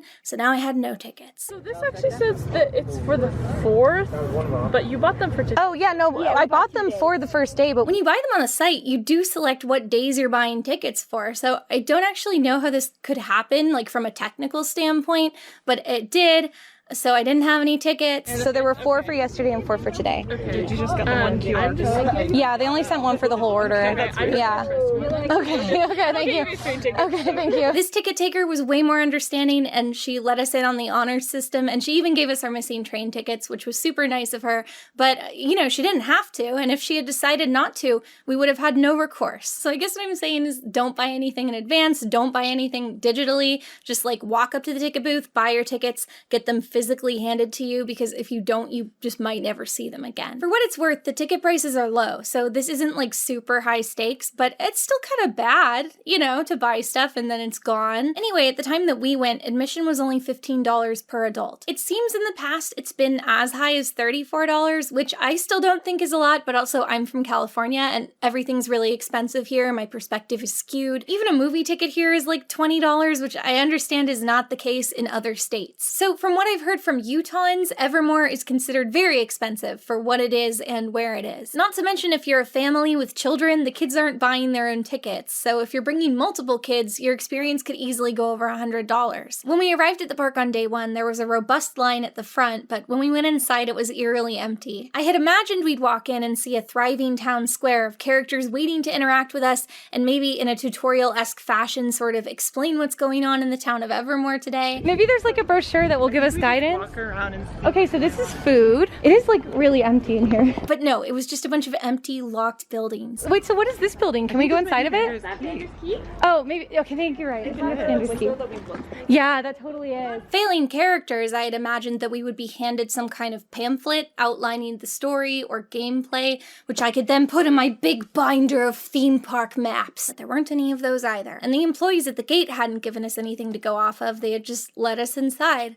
And there we were. As I said, they have no guest relations department, and they also have no information kiosk, which I would argue this park needs more than a typical theme park even would. So if you have any questions about the park, you have to exit and try to ask the ticket takers, the only employees who are not in character. Also, in the time that we were there, they only unlocked one of the entrance doors, so the entrance and exit were all the same doorway, and there was a line going both ways, so they were very busy. I tried to just ask them where I could get a map or a brochure, which would explain what's in the park, and then I could put it in my binder. The answer was nowhere. So I have maps, but not for the. But that one was for Aurora. Do you know if you'll have maps tomorrow? Probably. Okay. They had, in their words, some kind of map fiasco, so there were supposed to be brochures, but there weren't. Some theme parks I've been to, even if you don't pick up a map, they have like a large, permanently affixed map on a sign that you can consult, but Evermore didn't have anything like that, so we were off down the trail. We almost went west, but we were seduced by the sound of a train whistle to the east. We go right or left? Let's go clockwise. The train! So we headed east instead, which was a mistake, as it's certainly the less finished side of the park. When you walk east, you pass, in this order, the closed gift shop, a closed concession stand, an unfinished chapel, this maintenance building where I believe the trains are stored, it's off limits to guests, a closed building with some chickens! Chickens! This is what we came here to see, people. I was thinking they'd hear me and come over, but it didn't work. This unmarked closed building, which I later discovered is called Hunter's Hovel and once sold snacks. Ooh. Okay, no. And inside it's storage. It's all storage. It's like boxes. And boxes. An unfinished grain silo, an unfinished building called Drakenhaven, blocked off by sawhorses. Is there a trail to it? Deathly Hallows. No. Oh yeah, it's blocked off. Fine, I'll respect their tarp. I mean, I see a pathway. I know, right? I really just want to, I'm sure it's just full of like snakes and buzzsaws. Then you arrive at this large grassy expanse at the back of the park. This area is called Old Town, which makes no sense because it has no buildings. More like Old Field, am I right? But anyway, this is the most active area of the park. Here you'll find archery, axe throwing, the entrance to the train, a tent marketplace with third-party vendors selling their wares, kind of like a typical Renaissance fair. There are also a couple wooden stalls set up for characters to tell you about their guilds. More on that later. Now that you're at the back of the park, you start to get into the more complete structures. We arrived at this location called The Burrows. It's obviously a hobbit house, but in Evermore canon, the dwarves live here because dwarves are public domain. I knew from online footage that this structure used to hold the talented dwarf musicians who would play covers of popular artists such as Taylor Swift. Are we supposed to go in here? Because it is half blocked. I think we can go in. I think it's fine. As we approached, I heard piano in the building and I was like, oh, an activity. But when we went inside, there weren't any characters at all. It's very empty. There was a piano, but it was sitting unattended, so what I'd heard must have been a guest tapping away at it. Or, you know, a ghost, I guess. There's nobody in here. There's nobody here. Where are all the dwarves? I can see that they've purchased a lot of probably authentic antiques, but nothing about the decor feels intentional. The antiques they do have are set around in little clusters with no apparent rhyme or reason. It definitely feels like they shopped first and then threw stuff in the building second. The house doesn't feel lived in because nobody puts furniture in their house like this. Moving on, we saw this huge statue, which is sort of the park's icon. It's giant and very cool. I think the area around the base is meant to be a fountain, but there was no water in it. I also believe the angel used to be holding a sword, but now his hand is in an empty clasped pose like a Luke Skywalker action figure. I saw this behind the scenes video with the sculptor, and he keeps saying that the statue was meant to be cast in bronze. And clearly it wasn't, so maybe it was like a durability issue because the materials had changed and they could no longer bear up under the weight of this sword.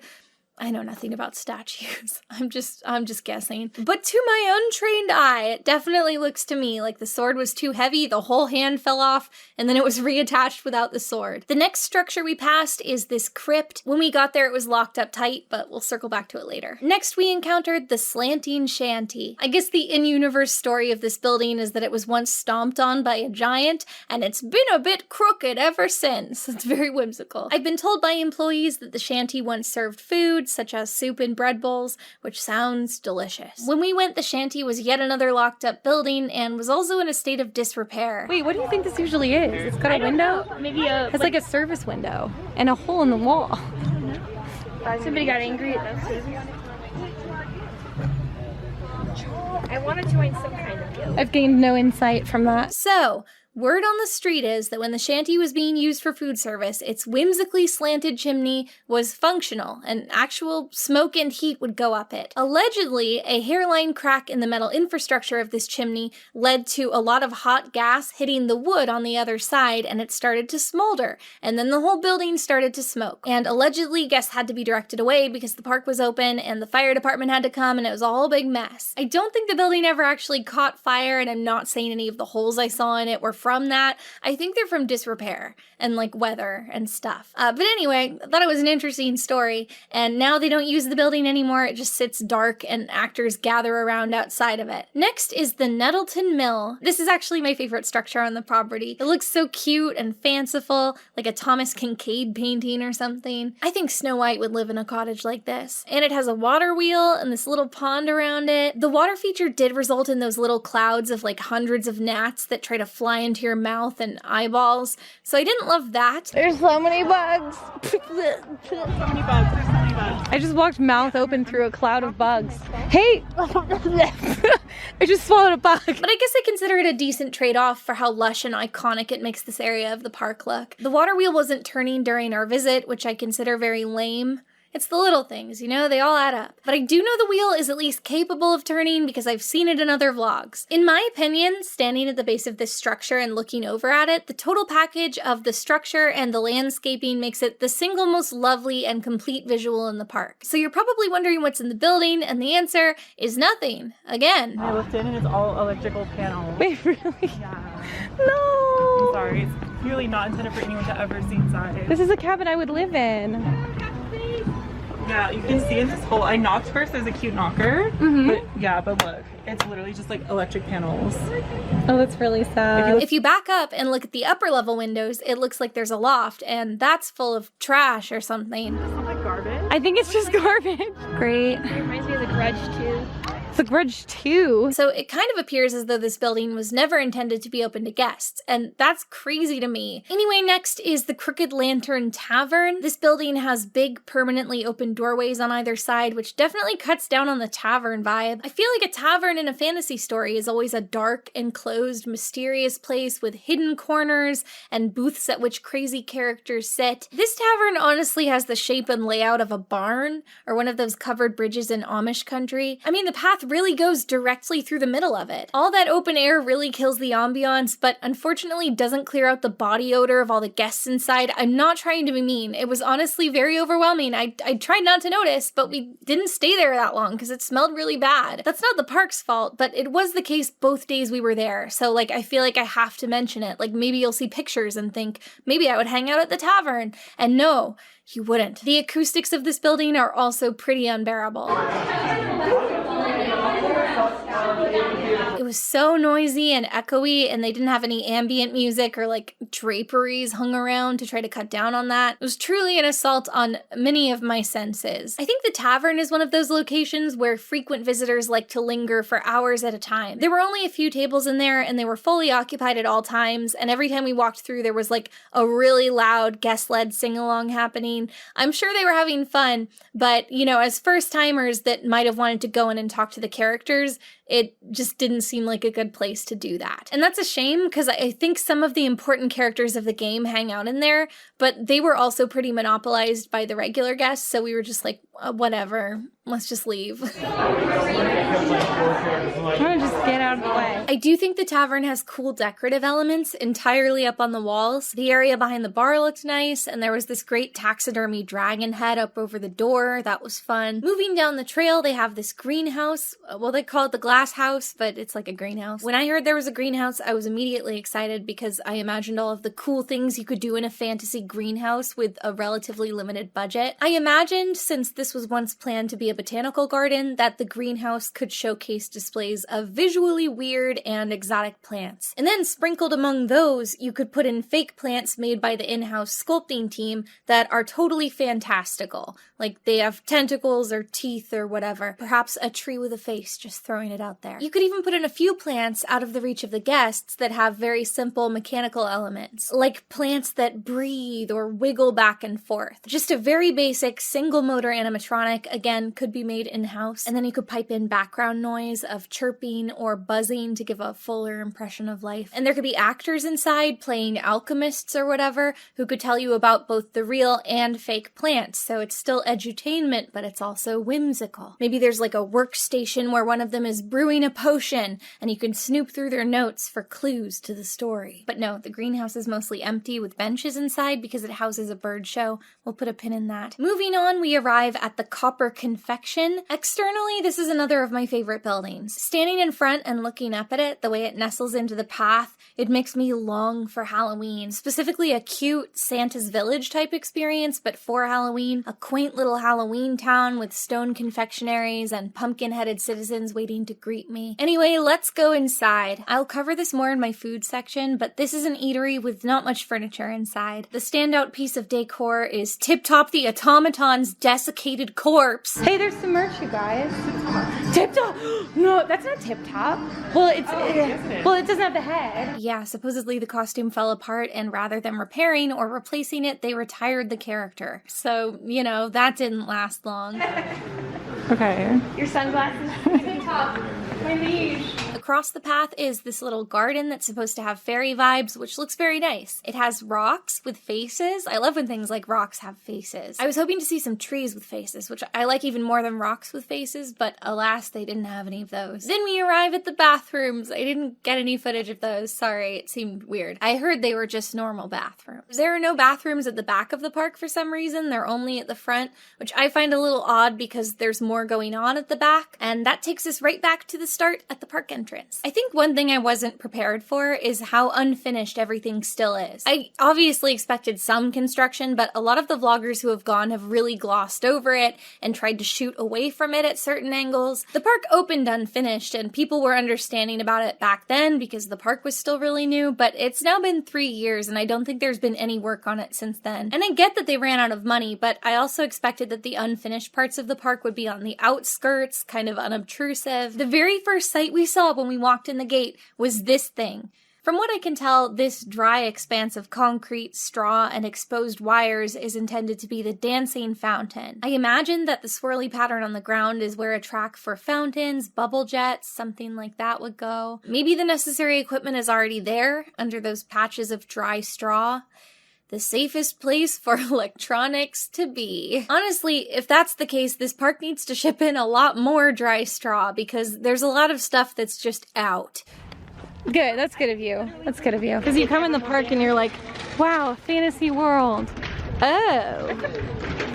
Oh, what's all this? You know, maybe get some faux leaves or even large swaths of burlap, which looks a little more themed. Above the knot fountain is this gazebo, which I imagined was meant to host grand ceremonies or something, but they never used it for anything all weekend, and no characters ever went up there. We saw a maintenance guy wandering around it a couple times, and I think there was like a toolbox set on the floor, or maybe it was an igloo cooler, and that's it. I would imagine if the dancing fountain was completed that there would be like an actor that stands up there, like a wizard with a staff that goes like, and now I command the water. One of the tallest and most eye-catching structures on the property is this grand chapel. It's currently unfinished, so where all the windows would be, it has big sheets of plywood like it's weathered a storm, and the exterior walls still have the supply company logo on them. I would think even if they can't afford to finish the building, they could at least make short-term cosmetic improvements like whitewashing the whole thing. Again, I'm not trying to dump on this park for being broke. The unfinished state of it is what it is, but what frustrates me is the seeming lack of foresight or planning. A business doesn't just run out of money as a surprise. The state Evermore is in now is more or less the same as it looked when it opened. And in the early stages, they must have known that the money they had was all they were going to have until it opened and started turning a profit. So I don't understand how they didn't know exactly how many buildings they were going to be able to build. One ought to prioritize the buildings in the most centralized cluster near the front gate. Then you could have all that empty land at the outskirts of the park to finish when you can afford it, if that ever happens. But guests visiting the unfinished park will still feel like the park is finished because the parts that they're in and interacting with are. That is not at all what Evermore did. The construction sites are very visible. And this is compounded further by the fact that, of the buildings they do have, most are sitting empty and locked. This park purports to be an immersive world, but you can't even explore anything. What was even the point of building a town at all when the majority of the action is just people wandering around outside? Here, I have taken an old promotional Evermore map that I found online and put a star on all themed structures. I'm discounting things such as bathrooms and walk-up hot dog windows and understandably backstage buildings like the train barn. And as you can see, I've come up with 13 themed buildings. A green star represents a building you can enter and a red star is closed to guests. As you can see, at the time of my visit, we've got 5 green stars and 8 red stars. I feel like the locked buildings could at least be made into tableaus that the guests could look into through windows, kind of like the ghost town at Knott's Berry Farm when they don't have the actors in it. Instead, they're either unfinished or externally finished but totally closed and shuttered, begging us not to notice them. Okay, what's in here? Yeah.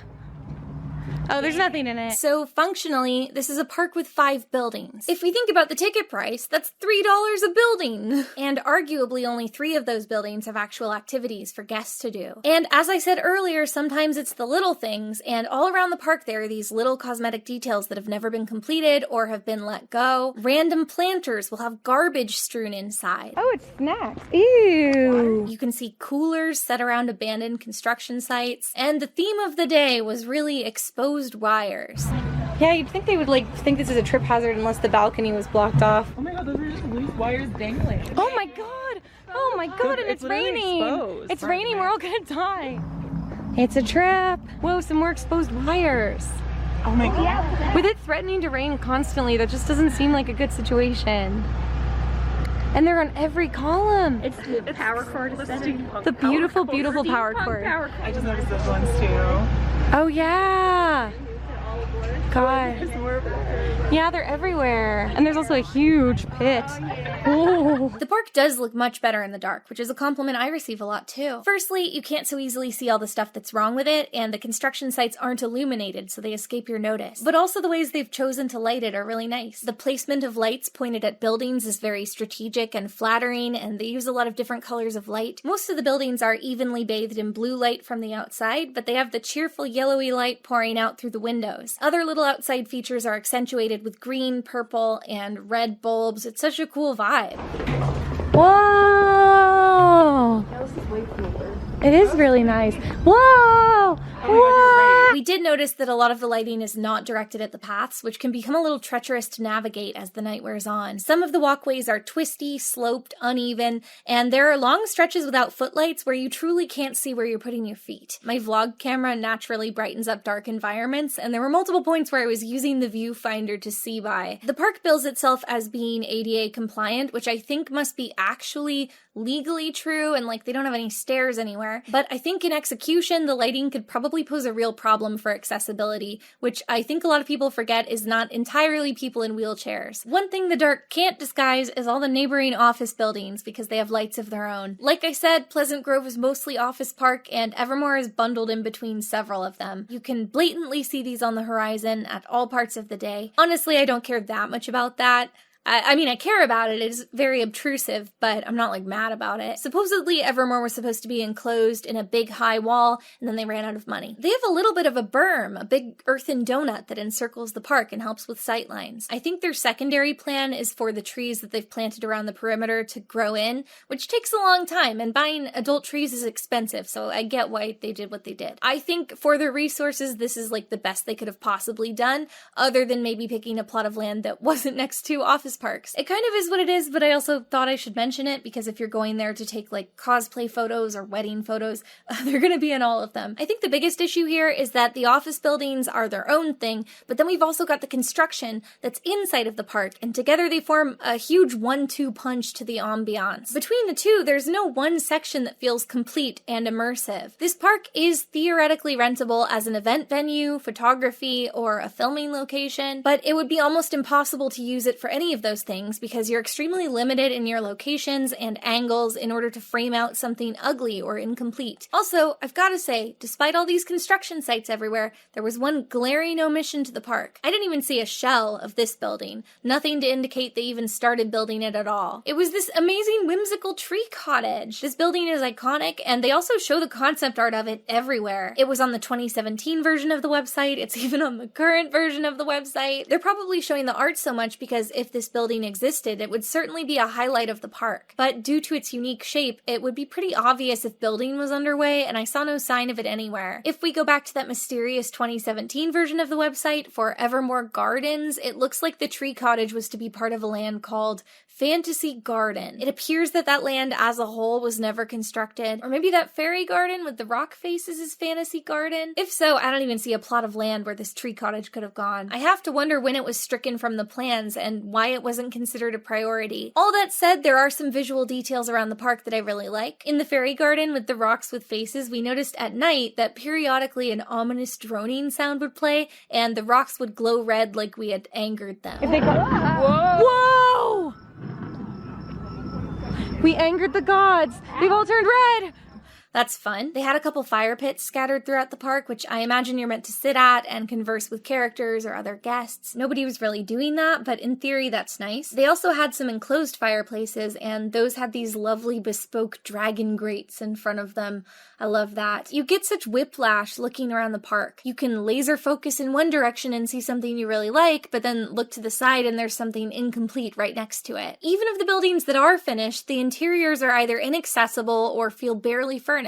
I can see that of the rare pieces that are finished, a lot of love and care went into them, but the majority of the park is simply not finished. Anyway, let's look at activities. Part 12, the gameplay. Evermore has been billed as a living theatrical experience, or an adventure park. Ever since the re-envisioning of 2017, Evermore was meant to have an emphasis not on rides, but on personalized quests and interactions with the characters. Over the time Evermore has been open, it's had a lot of different play structures, and information is limited on all of them, but I'll try to enumerate the different formats as best as I understand them. Before its opening, it was apparently planned to be more of a guided experience, a little more scripted, more like a theatrical performance. The park is built in a circular layout because guests would theoretically depart in different tour groups from location to location. At each location, major story beats would play out, the group would move on, and then they'd play it again for the next group that came through. I have to assume that that covered bridge layout of the tavern, where the path goes right down the middle, was a holdover from this format. I believe that this format would have still been loosely interactive, but certainly a lot more structured. This seems a little closer in spirit to things like Sleep No More, one of the most famous interactive theatrical productions. In fact, according to some former employees, Ken Ken Bretschneider has cited Sleep No More as an inspiration for the interactive elements of Evermore. Some of the opening season actors say that they were prepared for this version of the experience throughout the majority of the rehearsals,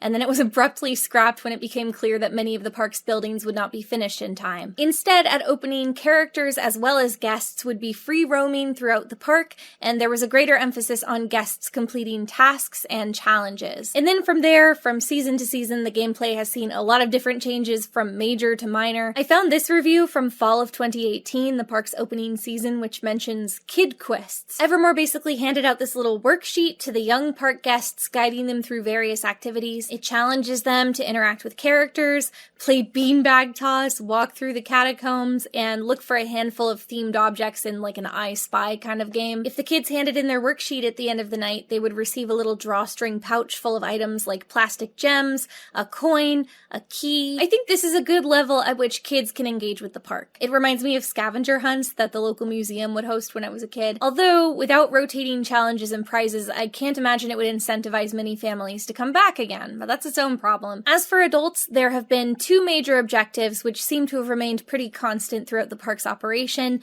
completing quests and joining guilds. The same opening season review explains that in 2018, adults could try to win the Evermore Champion Challenge. Look, you lot. Evermore is looking for a new champion, and one of you could be it.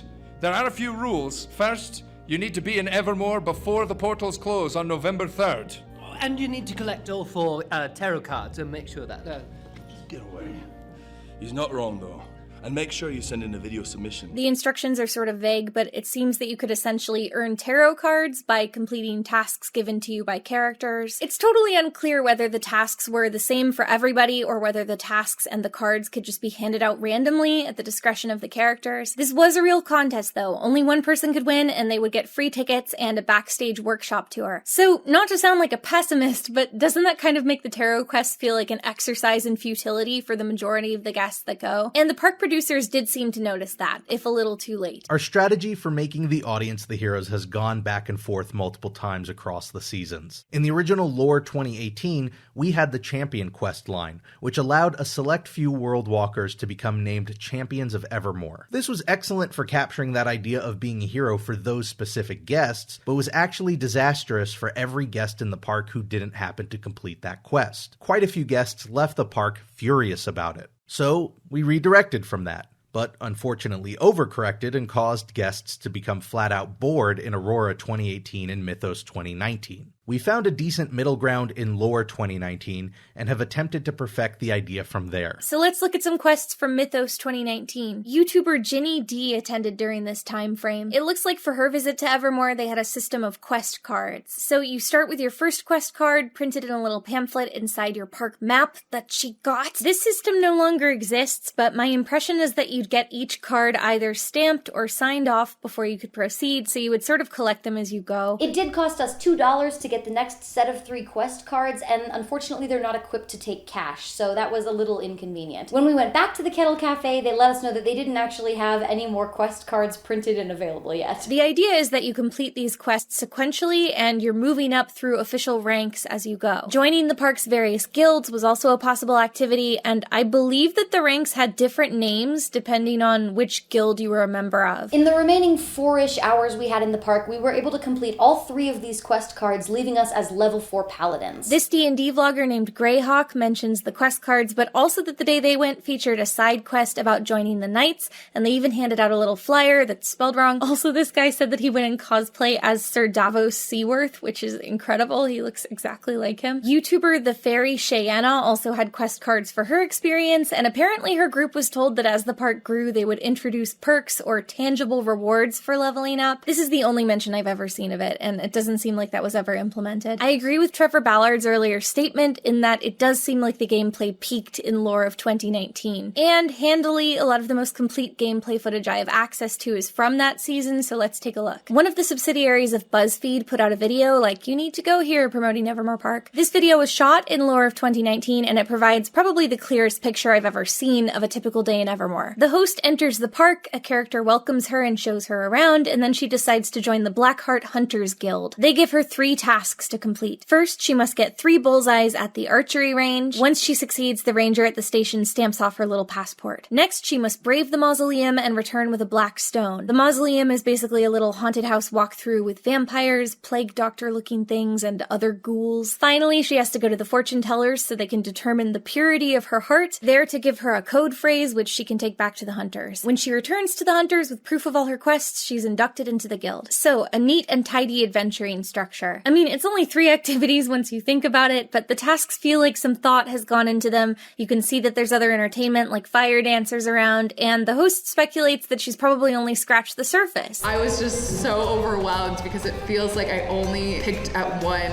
thread of the whole tapestry that there is here. Presumably, there's so much more to do in the park. By summer of 2020, called Pyra, the tasks appear much less involved. In this video by YouTuber The Carpetbagger, he seeks to join the Blackheart Hunters, the same guild as in the BuzzFeed video, but instead of in the tavern, the hunters are standing around outside this shuttered concession stand, and they give him different tasks. I have to give someone advice about their greatest fears.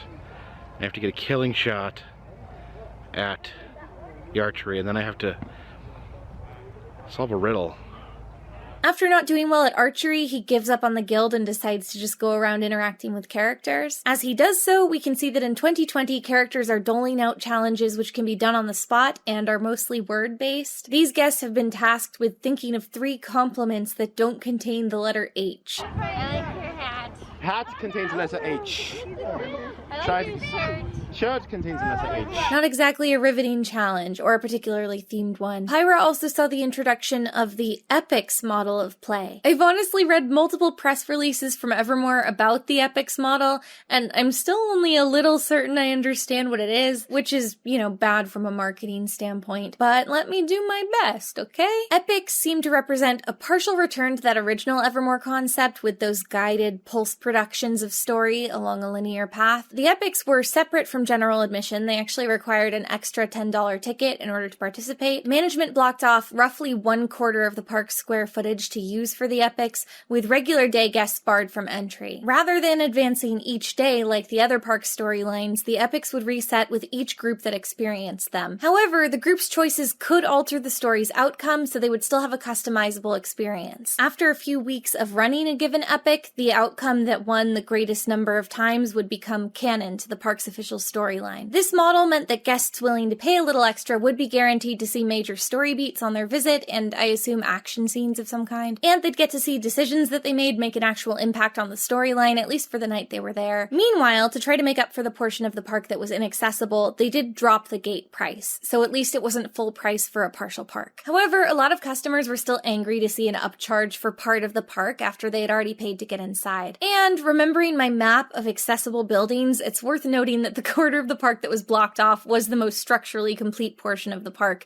by a wide margin. So looking at that map, the Epics concept was actually blocking off 2 of the 5 complete structures in the park. Not to mention the most visually appealing incomplete structures and garden walkways. Another issue is that the Epics were intended for a group of about 25 guests at a time. Since story beats were seen as a group, decisions were also made as a group, meaning that guests would have less individual agency. Less assertive participants might even be left as passive observers for the entire night. From what I can tell, the Epics model only ran for 1 season, maybe because guest response was such a mixed bag. January of 2021 saw that mass firing of the park's character department, with initial reports that characters would be eliminated altogether, followed by a clarification by the park that the characters would be returning in some capacity. So that brings us to my visit, my gameplay experience. At this point in our timeline, it's June of 2021. It's hard to explain what my experience of the gameplay was like. A quest is just a fancy word for a task. So you approach any character and ask them if they have a quest for you. Sometimes they straight up say no because the actor doesn't have any ideas. Fairly often they say, bring me gold. The thing is, you get gold by doing quests or tasks, so they're basically just shuffling you off to another actor. So if they want gold, you have to go find a second character and ask them for a quest. And you might have to repeat this a few times, go down a little chain of command, and eventually a character will give you a quest. Of the tasks characters may ask of you, I've mentally divided them into 3 handy categories. First, concrete tasks. These tasks involve a physical errand and require you to bring back tangible proof that you've done it. This would apply to every task that was asked of that BuzzFeed host. Hitting the bullseye and getting a stamp, tangible proof. Going to the crypt to retrieve a black stone, tangible proof. Visiting the fortune teller and being told a clearly pre-written code phrase to bring back to the guild. These are, in my opinion, from a gameplay perspective, the strongest tasks and should be the only kind of task in the game. Okay, secondly, we have vague tasks. These are things which are intangible, function on the honors system, and thus give very little sense of accomplishment. Sneak behind a character without them knowing for 30 seconds and then go back and say that you did that. Find out something about the rival guild, except in actuality none of the actors have consulted with each other about their secrets, and it's impossible to know whether you're just making something up off the top of your head, so you don't have to actually do it. Finally, number 3, we have nonsense tasks. These are the things which a character can just make up for you to do in front of them on the spot, which aren't difficult and fulfill no in-story role. Do a little dance, pay me 3 compliments, tell me a joke. These are awful, they offer no sense of accomplishment, and they don't even make in-universe sense as to why this character would ask you to do it. They have nothing to do with the plot, and they're too easy, even for children. These need to be eliminated at all costs.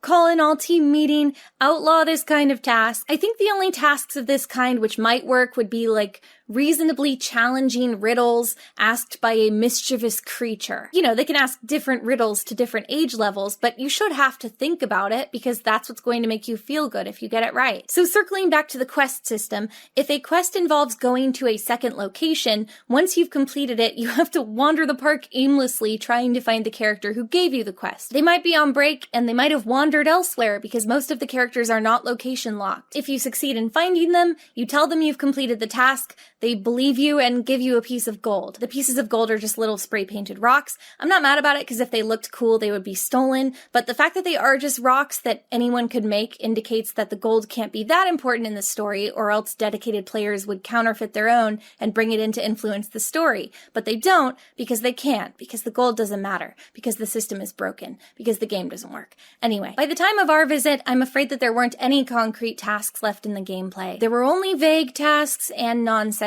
tasks. On the first day, none of the actors we approached had any quests for us. We heard a lot of guests around us also asking for quests and about joining guilds, but all of the actors gave negative or cagey answers. Is there anything that you need help with?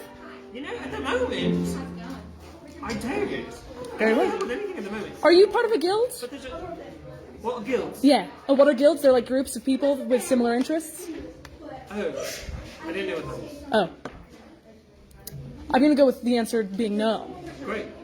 It sounds like fair. Yeah, alright, fair. It seems to me that at the beginning of Mythos 2021, none of the actors had been instructed on quests or guilds. We did walk past this one family who I guess had been instructed to look for unsettled dirt. So we needed to unsettled dirt. Unsettled dirt. Oh, they already have a quest. Clearly we're doing something wrong. They have a quest? They have a quest. They said they were looking for unsettled dirt. I mean, that's the whole park, though. You can go anywhere. I'm still unsure as to whether this was even intended as a quest, or if the character just sent them on a fool's errand. By day 2, the quests and guilds were tentatively back in the game. The quests were still stupid and vague. Pretty much every character just asked us for gold, and then the gold would be earned through nonsense tasks. So the 2 brothers want us to dance for gold. Ooh, let's dance for gold! Let's do a wee jig. And then after we did, they gave us like what I felt was way too much gold. So again, I was like, the money system in this park doesn't exist. The gold doesn't mean anything. They can give you 10 gold, they can give you 1 gold. It doesn't matter. Each guild had a little home base where they set up a chalkboard with the guild requirements pre-written out. So like to join the Pirates Guild, you had to make a bet with somebody and win, make a fool of yourself in front of a crowd, and take pictures in the stocks. So, you know, you could probably get through all of that in like 20 minutes. To join the Rangers Guild, you had to get a bullseye at archery, sneak behind a character for 30 seconds without them noticing, and learn a secret about another guild. The archery station no longer has stamps, so even that has been demoted to a vague task. It's not like we were going to cheat at these challenges, because like what's even the point of that when there's no prize other than a sense of accomplishment? But knowing that lying is totally indistinguishable from succeeding is just demoralizing. Once you've done the tasks, you just walk back to the guild and go, I did it, and they're like, great, you could join the guild. That's all it takes. Also, because a lot of the tasks are made up on the fly, there's a margin for human error which can render the game unplayable. I have one moment from my visit which I feel illustrates this pretty well. We were in the Old Town section of the park when a character told my friend David to look for a man man in a wide-brimmed hat in the tavern and beat him at a staring contest. If David succeeded, he could then come back to this first character and say that he won and they would give him gold. So this is again just operating on weird honor system rules where we could have just walked away for 10 minutes and then come back and been like, we won and gotten gold. But we were trying to play the game on its own terms, so we went off to the tavern. All right, into the tavern, I guess. Are we gonna try and win this staring contest? Yeah, let's do it. We spent a while circling the room, looking around, and there were no characters matching the description. I bet that is him. But the guy said he had a hat. Oh. Well, there's a portrait in the tavern of a guy with really intense eyes. So for a second we were like, is it a riddle? Is the joke that it's a painting and you can't beat the staring contest, but there's like some clue hidden around the frame? We finally just went up to the bartender and like described the character we were looking for. And she was like, oh, that's Grim. He's usually here, but he's on break. I'm not trying to get her in trouble. She didn't actually say that. She gave like an in-character explanation, but he was on break. And we didn't want to stand there for a half hour. So we were just like, okay, we're not going to finish the quest. And we just left. I could see a few remnants around the park of items that I think used to be parts of quests and no longer are. There was this cipher disc set around. It even changed locations between day 1 and day 2. It would make sense if there were items to decode, like maybe an inscription on a stone or a scroll left on an empty surface in one of the buildings. If they had maps, they could even put a little code phrase in there. And then you would have to inquire with different characters to learn how to use the cipher or do quests to earn the knowledge. But at the time of my visit, the cipher disc served no function with any quest. It was at best a decoration, and at worst a red herring. I asked some longtime fans if it had ever served a purpose, and they said that there did used to be little scraps of paper around with phrases to decode. But apparently even then, the phrases were just like vague story teasers, like, beware the Fae King. It was nothing that had like an in-story consequence. I think the most critical failure in the Evermore gameplay is that they can't seem to find a substantial way to involve the guests. They seem to advertise an experience where the actors are NPCs in a video game and you are the hero. That's why you're paying for the experience. The employees of the park are here to facilitate your good time. But let's look at the major story events when they do happen in park. Characters are fighting and the guests are standing in a ring around the action, watching, maybe recording on their phones. When a character dies, they gasp in horror. Don't you! No. Now this is take the life.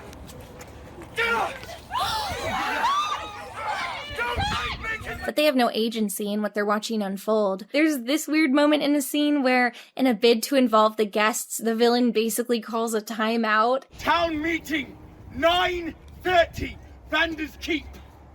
Do not be late. He murders 3 people in cold blood and then comes over to the crowd and is like, we will reconvene to have a town meeting about my evil reign at 9:30. It's so unnatural and not even all that exciting, but this is the fullest extent to which guests can play their part. Watching dramatic tableau and then maybe occasionally verbally weighing in. They can try to figure things out and try to tell the characters, but if their favorite character is being butchered in front of their very eyes, they can't do anything but stand there like an idiot and watch. What is the one thing that you would want to tell someone who has no idea what Evermore is?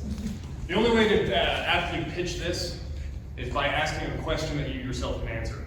Have you ever wanted to go on an adventure with Gandalf or be sorted into a Hogwarts house? I wouldn't say Evermore is like going on a quest with Gandalf. I would say it's more like you show up in Middle-earth and wander around making awkward small talk with the characters, and you can't fight anyone or do magic. You have little or no in-universe money, none of the characters know you well, and you can never fall in love or form deep bonds. You have to stay in one town, but also a lot of the buildings are locked or half-built, and the interiors you can visit feel unfinished. Also, instead of the interesting food you see in the movies, it's like hot dogs and nachos, and it's next door to an office park. To make matters worse, this game has a lot of artificial gatekeeping baked right into the loaf. In some ways, first-time guests are inevitably excluded from the most interesting activities. I've discovered 3 separate fan podcasts for Evermore, each representing a group of fans who go nearly every day the park is open. So these have given me better insight into what one might experience if they lived locally and were able to do that. The first component I learned about was something fans call the trading of trinkets. Basically, some of the characters carry around themed items or pieces of their costume that they can trade away to guests. Anything from a feather feather in their cap to a bracelet to even a dagger. This isn't promoted on any official channel, and it seems to have popped up organically in interactions between performers and fans. Superfans became really interested in this aspect of the game and started bringing things specifically for trading. Costume jewelry, spices and potion ingredients, party favors they could order in bulk from Amazon. So that's all well and good, but it's also extremely inaccessible to a one-time visitor who has no idea about that element of the game and doesn't know to shop for trinkets before they arrive. And sure, it's not a necessary part of the game, but they can observe other players doing it and feel left out. A bigger issue is that it's obvious the character performers become more familiar with regulars and choose to involve them more directly with significant story beats. One host from the World Walker Weekly podcast was tasked with finding a lockpick for the imprisoned villain of a story arc. That sounds pretty exciting, and it was a quest entrusted only to her. It makes sense why actors would favor seasoned role players, who I'm sure give you a lot more to work with, but that is a level of player discrimination that you don't see happen in something like an automated video game. From a performer standpoint, it's way more rewarding and fun for you to interact with somebody who keeps coming back and learning more about your character. But from a business standpoint, you can't stay afloat with the patronage of only 50 diehard fans. You want to especially knock it out of the park with these first-timers, or else they're never going to become regulars and your park is going to die. And when I say 50 fans, that really is my best guess. Some of the fan groups I found on Facebook have 1,000 or so followers, and the most popular clip channel on YouTube, Evermore Fans, has about 3,000 views on its most popular video. But looking at the engagement on an average post, you can expect 50 or fewer people to show up. And I'm not trying to knock that following. I think it's impressive to have any kind of fandom, no matter the size. But Evermore is far from at a place financially where they can afford to languish with their existing loyal following. They need to bring more people in or they're going to die. I keep saying that.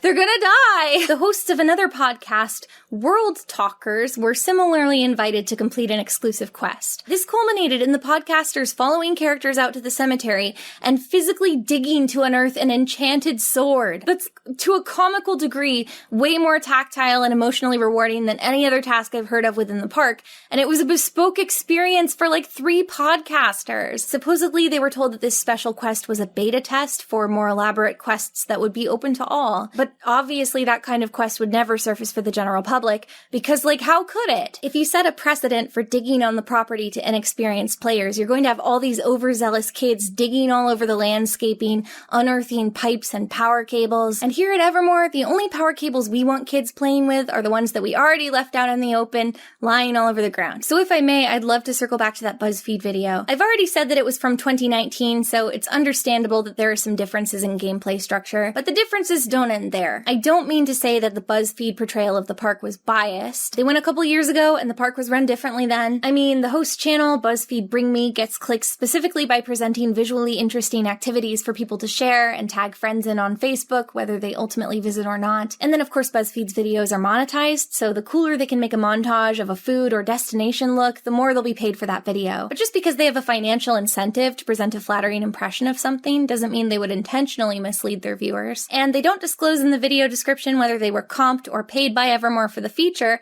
so I guess we can assume that they weren't. It doesn't necessarily mean anything that the CEO of Evermore set aside time to appear in their video and provided a themed filming location for the host somewhere inside of the park, and it's probably a coincidence that the locations of Evermore are shot only from flattering angles, and that interiors such as the tavern are almost empty of guests and chock full of a variety of characters whenever she enters, or that her initiation to the Hunters Guild is a personalized story event rather than this elementary school graduation my sister got when she joined the Rangers. The host takes a lot of attempts to get her 3 bullseyes at archery, and I'm curious as to whether she had to get back into a long line for every attempt, and whether she had to pay each time. I'd imagine that those obstacles would lead a lot of ordinary guests to just give up on the challenge like the carpetbagger did. Maybe I'm not cut out to be a member of the Black Heart clan. This one character performer seems to appear in a lot of her footage, almost as if he's personally escorting her through the park for a good long while, but I guess that could happen to anybody. Also, multiple former employees who worked this season alleged to me that all night the park had dedicated runners going ahead of the BuzzFeed crew warning actors that they were coming and to give them a good experience,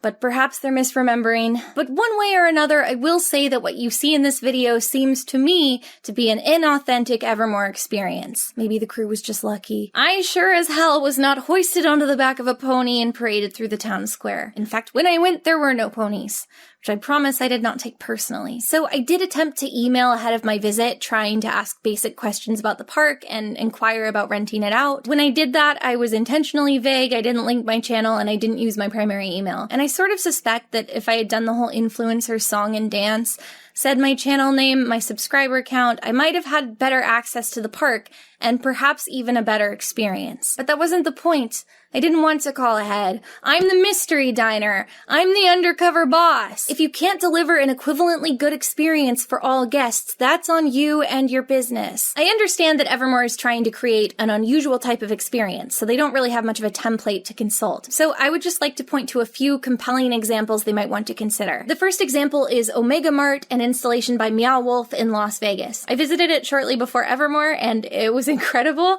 I cannot recommend it highly enough. If you're local, you have to go. It's less of a video game and more of an ARG, where most of the story is conveyed through forensic storytelling. That is, clues guests can observe in the physical surroundings. There are some interactive actors supporting the story, but the real meat of it is discovered through reading little notes on bulletin boards, dialing through phone extensions, reading brochures for tourist traps, and rifling through filing cabinets. Every aspect of the physical space is specially created to be a part of the story, with no detail missed. I felt like I could have spent days there. I bring this up because in Evermore, I was surprised by how little anything in the sets mattered to the plot. Many of the props were real antiques, so they had no significance to the characters and weren't intended to be touched. The books weren't intended to be flipped through. There wasn't really any written word around, so nothing to dive deeper into, nothing to decode, no treasure chests, no moving or opening elements. The second example is this small Dragon Quest park. This is way more video gamey, being essentially just a walk-around RPG. Video screens throughout the park allow guests to actually have monster battles by striking action poses,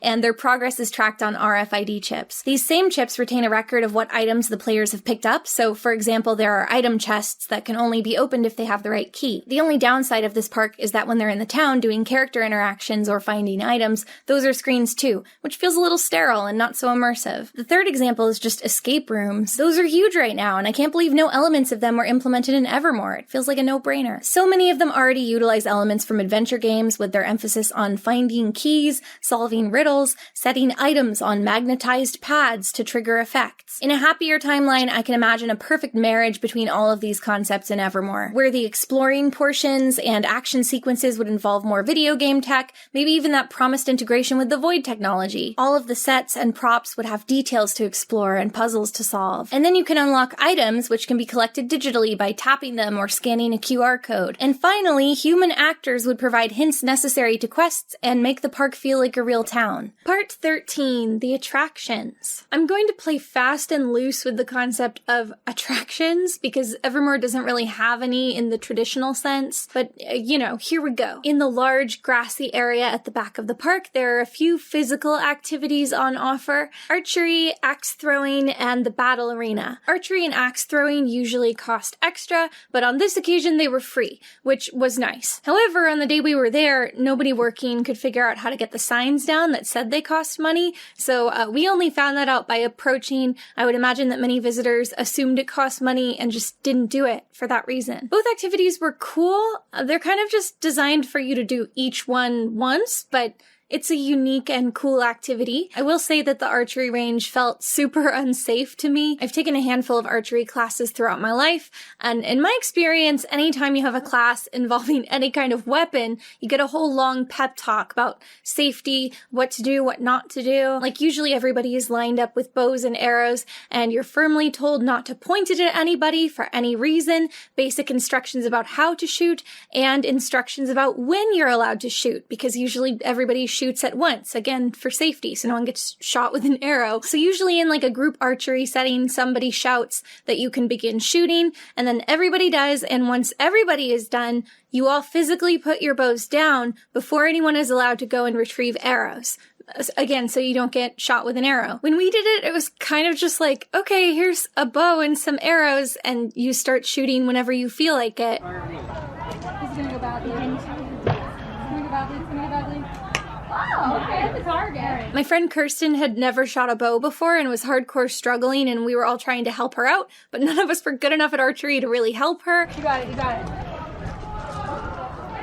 I did not got it. Okay, let me People were dropping arrows and bending to pick them up from past the line into the archery range, which is always a huge no-no in my experience. Meanwhile, others are still actively shooting past or over their heads. It was chaos. It was a hot mess. Nobody got hurt the day I was there, but it obviously felt like a giant accident waiting to happen. Oh, now is probably as good a time as any to mention that you have to sign a waiver when you buy your tickets online. So, if you trip or get shot in the liver with an arrow, the park isn't liable for that. But really, maybe I should say they present you with a waiver. To be honest, if you're not comfortable signing it, just don't do it. The site was really glitchy. We all tried to sign the waiver in good faith, but the form just wouldn't accept half of our group. Honestly, before we showed up, I was worried that that was going to be a big hassle when we arrived, because obviously you have to sign the waiver and we haven't, and who knows if you can sign it in person on site. I thought it was going to really slow us down. But when we went, it turned out that they don't appear to actually have any way to see if you've signed it or not.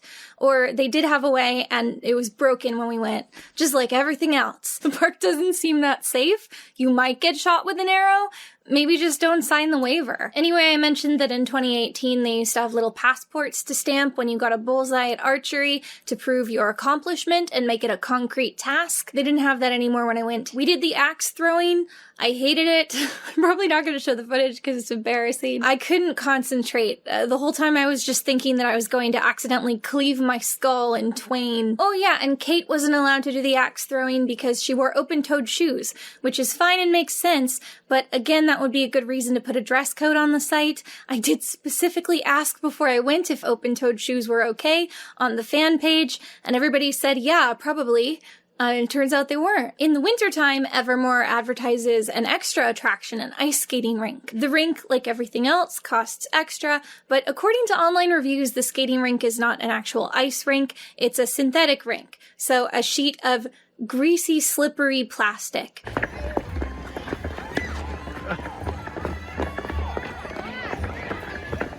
The battle arena costs extra and is basically this netted off tent where kids wail on each other with foam wrapped weapons, which is my idea of a nightmare, but the kids seem to really like it, so cool. Also in this area, they have these performers who take turns doing aerial silks. This is impressive, so it's kind of weird to me that it's stuck back in this out of the way location behind all these vendor tents. A lot of people didn't even seem to know they were there. Next up, the train! Man, I love trains. The train also costs extra. It's $3 a person, which again, fine, but there's so little to do in the entire park that it does feel a little insulting for anything to cost extra at this point. Anyway, we bought the tickets. You'll remember that they disappeared from my online purchase, but that's okay. We sorted it out. We got in line for the train. I saw it was mostly empty and was like, hooray! We can sit in the caboose. Okay. Should we go to the caboose? Yes. Oh wait, I don't think it's open. She's asking. Oh, okay, cool. It actually turned out that we could not sit in the caboose. When they had pulled the train up to the station, they had apparently lined it up in such a way that the caboose was inaccessible from the boarding platform. It wasn't supposed to be this way. It was just a mistake, but they didn't feel like turning the train on and moving it a little, so we couldn't ride in the caboose. Oh, that's why we can't ride in the caboose. They didn't pull far forward enough, so we can't step onto it. That's so sad. You're probably like, that's a bad sign. And it is. It's not really about riding in the caboose. The caboose is symbolic. Anyway, the train ride was actually pretty nice. It's a decent length, so you at least feel like you're getting your $3 worth. It moves at a nice clip, and you get a serene, elevated view of the park. It also gave me a new angle to look at the backs of buildings and construction sites, which I was interested in. Oh, and there's the bridge that would have the monster. That's where the monster would go! That's the pad where he'd be installed! And then maybe more creatures would go there? Oh! Hidden in the brush at this point, David spotted this gnarly old pig, just kind of sitting abandoned there in the grass. One thing I found very odd about the train is that it didn't have any kind of narration. I guess I was imagining something kind of like the Disneyland train, where a pre-recorded voice on the speakers narrating the sights as you pass them to provide lore or interest you in the various attractions. I thought they'd have a narration like Disneyland. And if they didn't want to record it, they could just have the person driving the train say it over a speaker in real time. In fact, doing it that way would give them more flexibility, so they could, interact with passersby, or point out characters that they see. I saw some old reviews complaining about the train, saying that it does in fact have a sound system, and that when it first opened, they would just play like top 40s pop music on the radio. The reviews were mad about that because it felt lazy and it totally took them out of the time period. So, I guess compared to that, having a silent train ride was preferable. But I do feel like immersive audio is another one of those small touches that would have a negligible amount of setup, but make a big difference for guests. I can even see that the website says, our train conductor is always telling stories about happenings in the village. And no, he isn't. So that's the train.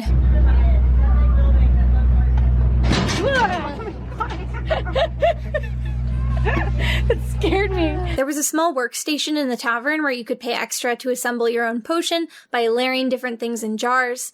I guess that kind of counts as an attraction.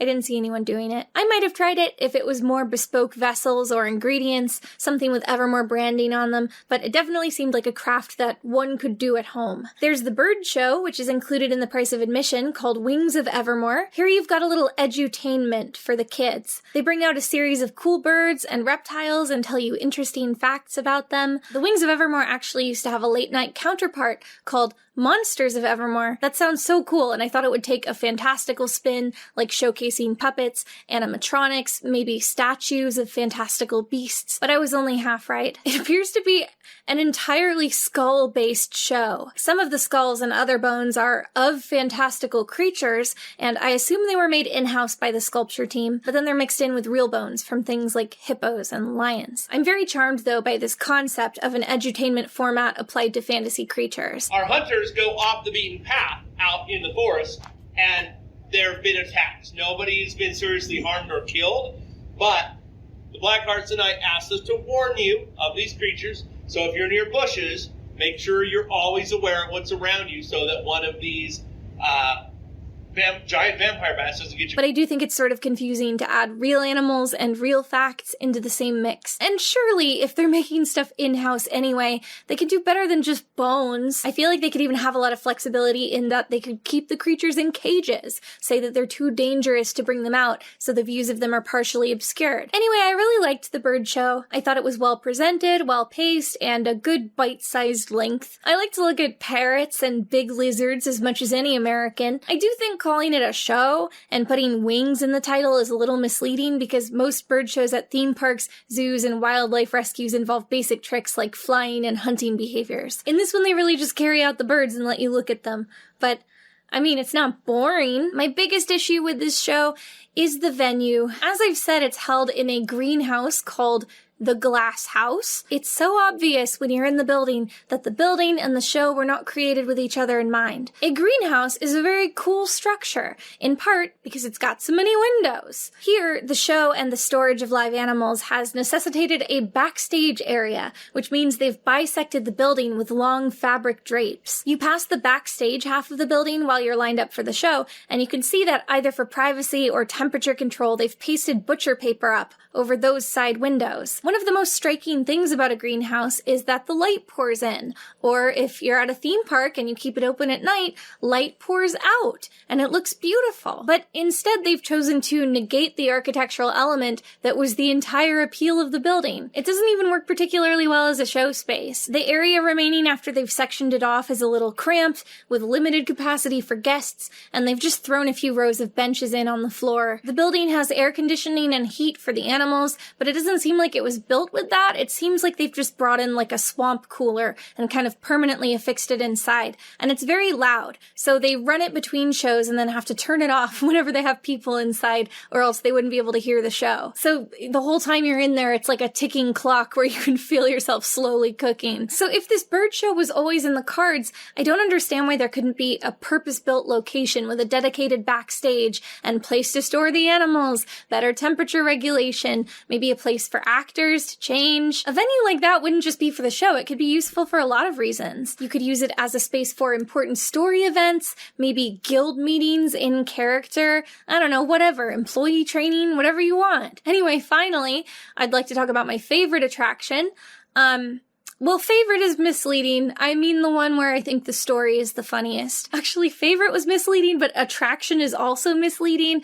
I don't know if I would call it that. Maybe technically it counts because it had a line outside. In fact, of the entire day, this was the single longest line we stood in. There's this crypt at the back of the park next to a cemetery. When we first encountered it early on day one, it was locked up tight, but we heard it had opened later that night and we had just missed it because we were stuck in the tavern. I'll get to that later. So anyway, on day 2, I was determined to go inside because I couldn't miss it. So we first rocked up to it on day 2. There was already a generous line. The setup seemed built to accommodate a line. The building had a one-way flow of traffic with one entrance and one exit on the other side, and leading up to the exit was a narrow, winding pathway. We tried to ask everybody in line what we were waiting for, but nobody really knew. Through a dark building.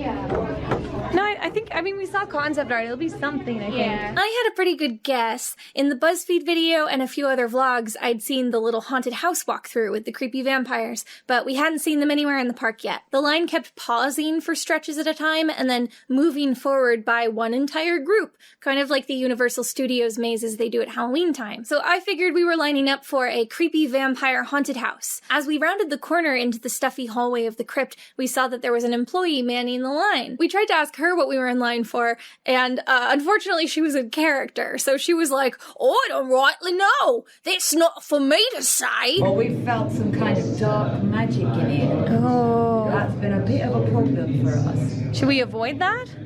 Well, you're kind of in the thick of it now. I loved this character's energy. Not the information she gave us, because she didn't give us any, but I loved her energy. We'll be thick as thieves, yes we will. That's me auditioning for the ride, Pirates of the Caribbean. So the crypt isn't air-conditioned, we're all packed in. It was really warm and muggy. Just, picture that in your mind when you're looking at the footage. But 40 minutes later, longer than I will willingly wait for most rides at Disneyland, it was finally our turn. Our whole group is ushered into a little room, and there's a big screen on one wall that looks like a cool portal. Ooh. Oh, there's a tunnel. It's just not of water. No, it's a portal. Oh, it is. Then a guy appears in the middle of the portal. It's basically a Skype call. Can you hear us? Yes, I can hear you. Wow. The connection is stabilized sufficiently. Wow. And Portal Guy is like, "What did you bring me?" We need to accumulate items of value from Evermore. These can be currency if Evermore has currency. So, yeah, that's right. The thing we waited in line for was just another character interaction, this time with a marginally cool visual effect and a prerequisite fetch quest that we hadn't known we had to do first. And it's not like we were gonna come back. So it's just like a strictly commercial venture then? You just want to start some trade?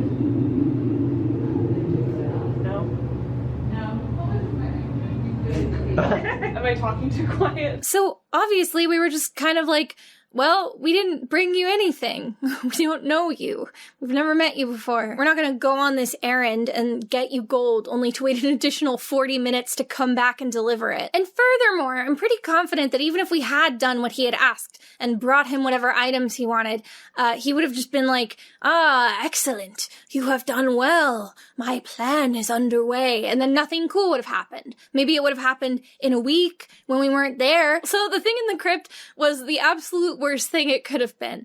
It was comically bad. It just drove home all of the things we were already noticing about the gameplay and how it was bad. I later asked around and found out that this room in the crypt had once held the statue of the sleeping dragon, and in other seasons a creepy meeting hall for a warriors guild. Also, the vampire haunted house I thought we were getting was apparently closed up in the lower level of that same building. It never opened to guests during my visit. And according to some employees, the reason it was closed to guests is allegedly that the technical setup for the portal guy effect has been placed in the vampire crypt. So yeah, the guy in the Skype call was just standing down there in front of a green screen. Because of that, they can only have one or the other attraction at a time, and for some reason they picked this one. Because, God forbid they put the green screen in one of the other 10 vacant buildings around the property. That's like Disneyland shutting down Pirates of the Caribbean because they put the only corn dog fryer in the center of the ride. We don't know why we did it that way, but that's just the way it is. And you might recall from my coverage of the seasons that Mythos, The season I visited is billed as a fair and lantern festival. There's this piece of concept art they love to use everywhere, showing a town square with a gargantuan glowing dragon winding through. I'm sure you can't wait to hear about the Lantern Festival, which was promised in the description of the event on the ticket purchasing page. Well, there was no Lantern Festival. In fact, there were no lanterns. It was unclear if there ever had been. On day one, we spotted this jellyfish sitting in a corner, which looked like the jellyfish hanging from the trees in the concept art. These were in the concept art, the jellyfish. They were? Yeah. Do you think they'll use them at night? Do you think they'll use those in the big glowing dragon at night? I don't think so either. We saw this metal frame for a large dragon parked in this gravel ditch, and he has a bunch of garbage and like a wheelbarrow of more gravel beneath him. A wheelbarrow of tools, the dragon. Ew, oh my god, that's so sad. There's the dragon. Using the dragon for storage. So we saw that and we're like, I guess that was meant to be the dragon from the concept art, and they haven't finished it. But in fact, it's actually even sadder than that. I found out via one of the fan pages that this dragon was allegedly made by fans of the park who sell their crafts in the vendor marketplace. One woman posted a video of herself sewing the skin for the dragon. They were inspired by that piece of concept art. It is unclear whether they were compensated for their labor. I also wonder if they made that jellyfish that I saw. It feels possible. Finally, I had seen indications online that Evermore would have fire dancers, as they've had for previous years of Mythos, or fortune-telling tents, which tied in somehow to the quests. They didn't have either when I went. Okay, one more thing. I didn't even really know what section to put this under, but I've got to mention the Black Arrow ceremony. Near the end of our last night, it was like an hour till closing, and we had literally nothing to do because there's not that much to do in the park, so we were thinking of leaving early. But then on our way out, we went through the tavern, and a character told us that in a half hour, so a half hour before park closing, the Black Arrow ceremony would be happening at the front of town. Do we get to see who gets the arrow at the end of the night? It should be about 30 minutes before we close. Okay, that's soon. Where should we try to be for that? Front of town, I believe. Okay, cool. The Black Arrow was like a MacGuffin that all of the guilds wanted, and yeah, I guess at the end of each night they would say which guild got it. So I was like, okay, some kind of story moment. Yes. I had filmed nothing story related on the trip so far, so I was like, okay, I gotta stay for that. Sorry, friends who wanted to leave. So we went to the front of town to wait for a half hour. She said it happens at the front of town, so we'll just hang around. I guess this is probably a good place to be. While we were there, a modestly sized group of other guests formed around us, and like a couple characters came by and remarked upon the upcoming ceremony, so we were like, okay, the event is happening, we're in the right place. He's prepping for the Black Arrow show. It's gotta happen up there. Is it? I feel like we're so hopeful. He kind of looks like the Rangers guy. No, he's not in costume, but I think maybe he's setting up the sound? But we were all sitting there, and the time for the ceremony came and went. We figured it was just running late, which seemed like a very Evermore thing to have happen. But then a character ran up, frantic, out of breath. A micro. Can you say that one more time? What was that? She was like, there was a microphone issue, so the ceremony couldn't happen here. It was actually moved to the opposite side of the park without warning. Black Arrow and the tournament champion, they're at the stairs. Other side? Oh no! I would say this way because we're gonna miss it! Let's go. Oh no! No! Oh my god! And it actually started on time in the new location, so we were already missing it. Yeah. That's the thing. you're cheering. Oh no, we're missing it! This can't be happening! They lied to us! Front of town. I mean, she acknowledged that's where it was going to be. They just moved it right before it happened to somewhere that takes a while to walk to. So we jumped up and we ran to the other end of the park. Oh, come on. What? We missed it? No! I'm so upset. This can't be happening.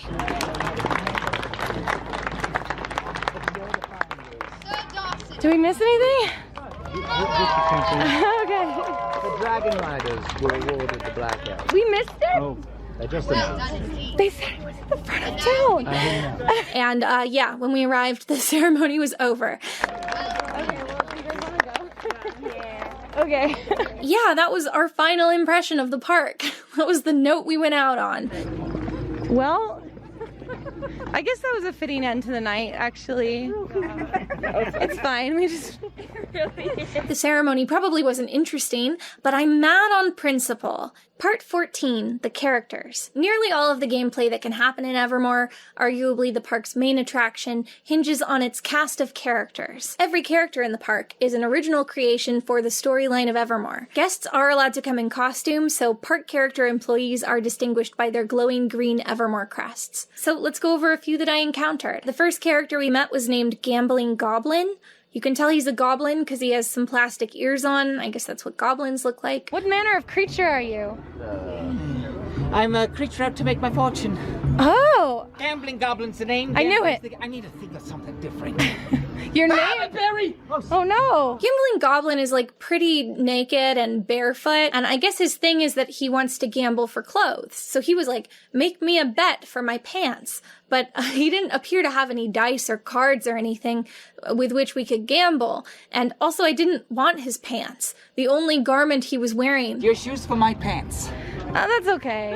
I'm good with what I've got. You sure? Yeah. So that was a non-starter. Out at the ruins, we saw that one wizard character, the only wizard, who seems to have cool story details to share. But every time we went by, there was a crowd of guests around trying to talk to him. And there's no cap on how long guests interact with a given character. And it seems like a lot of the park regulars will just sit and chat with a character for like a half hour at a stretch. So we hovered at a middle distance for a little bit and then gave up. There was this baby dragon puppet. That was probably my favorite single thing I saw at the park. Can I touch him? Yeah, go ahead. Is he friendly? He's not gonna bite me. He's very friendly. Okay. He's a little baby. Oh, he is friendly. It's okay, dragon.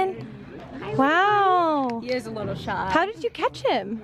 So he actually has a broken wing, and I found him in the woods, and I've been nursing him back to health till he can fly again. Do they have any natural predators that could have gotten him while he was on the ground? I suspect it was a bigger dragon, unfortunately. Just natural predators. He looks so sad about it. Yeah. Oh, that's so sad. Okay. You can tell this latex dragon puppet has been made in-house, and it has such a cute expression. We spoke a little bit with this character, but all the kids wanted to see her dragon puppet, so we didn't want to monopolize her. There are fairy characters, but they don't have wings. They just wear clothes made of leaves and flowers and stuff. Mythos' whole thing is supposed to be like about fairies, so in my opinion, the fairies should definitely have wings. Like, that's what kids are expecting.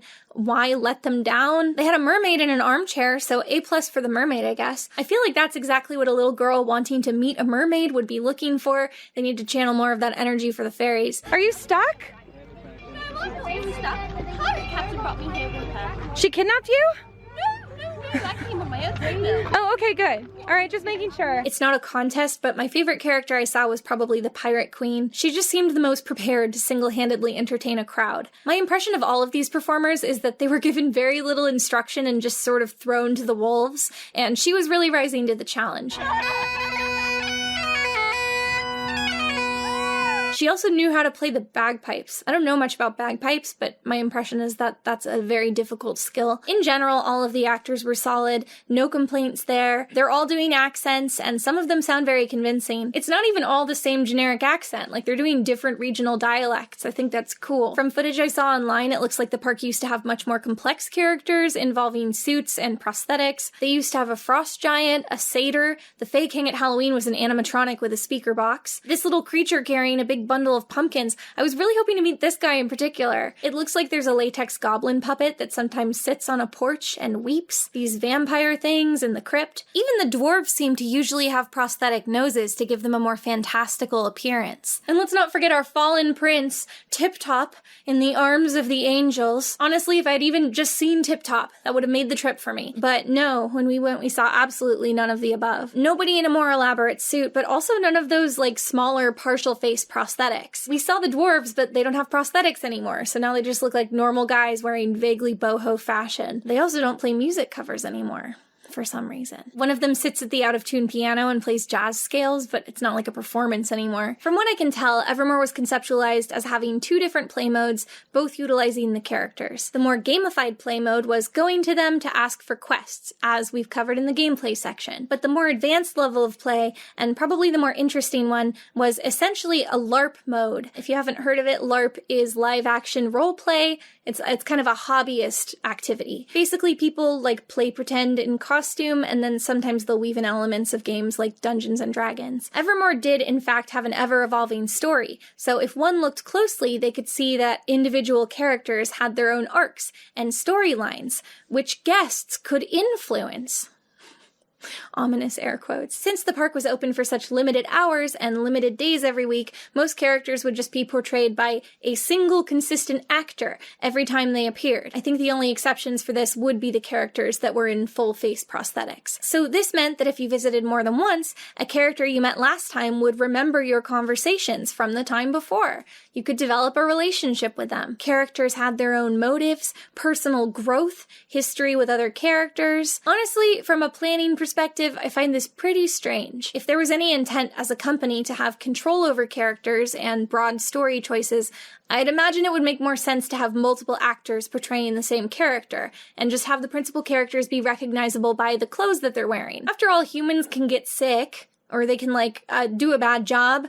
They can quit or get fired. And if I wanted to have a tight story where every twist and turn matters and which can be easily communicated to guests, I'd probably want to have a lot of control over what's happening. It's extremely unclear to me how much accountability the actors had regarding the story choices they made. Because as an outside observer, it certainly seems as though they just hired a squad of improv performers and turned them loose in the park. It was a small blue book with a blue cover, and it was in between a red and a green large book, and to the left of those was another book in brown. All right. Thank you very much. I then headed off to Drakenhaven to look for my next message. I looked over every molecule in that building and could not find anything even remotely like what he was describing. I spent what felt like the whole night there and eventually gave in and even asked the director of show design for help so that I didn't end up touching anything I wasn't supposed to. And he had no idea what Fergus could have meant. Exasperated, I returned to Fergus, who basically just cracked up laughing. Apparently, he was just messing with me. I see Evermore sometimes compared to a video game, so sure, let's use that for a comparison. If you're playing a video game, the dialogue of every character you interact with has all been scripted out by an omniscient writer. So as a player, you know if you engage with them, you'll likely be given hints or deeper insights into the game's story, and not just random small talk made up by an improv performer on the spot. But yeah, while at Evermore, I had the sense that even if I spoke at length with every performer in the park, I'd only ever glean details about each particular character. There was a plague of werewolves that came through my small town. Yeah.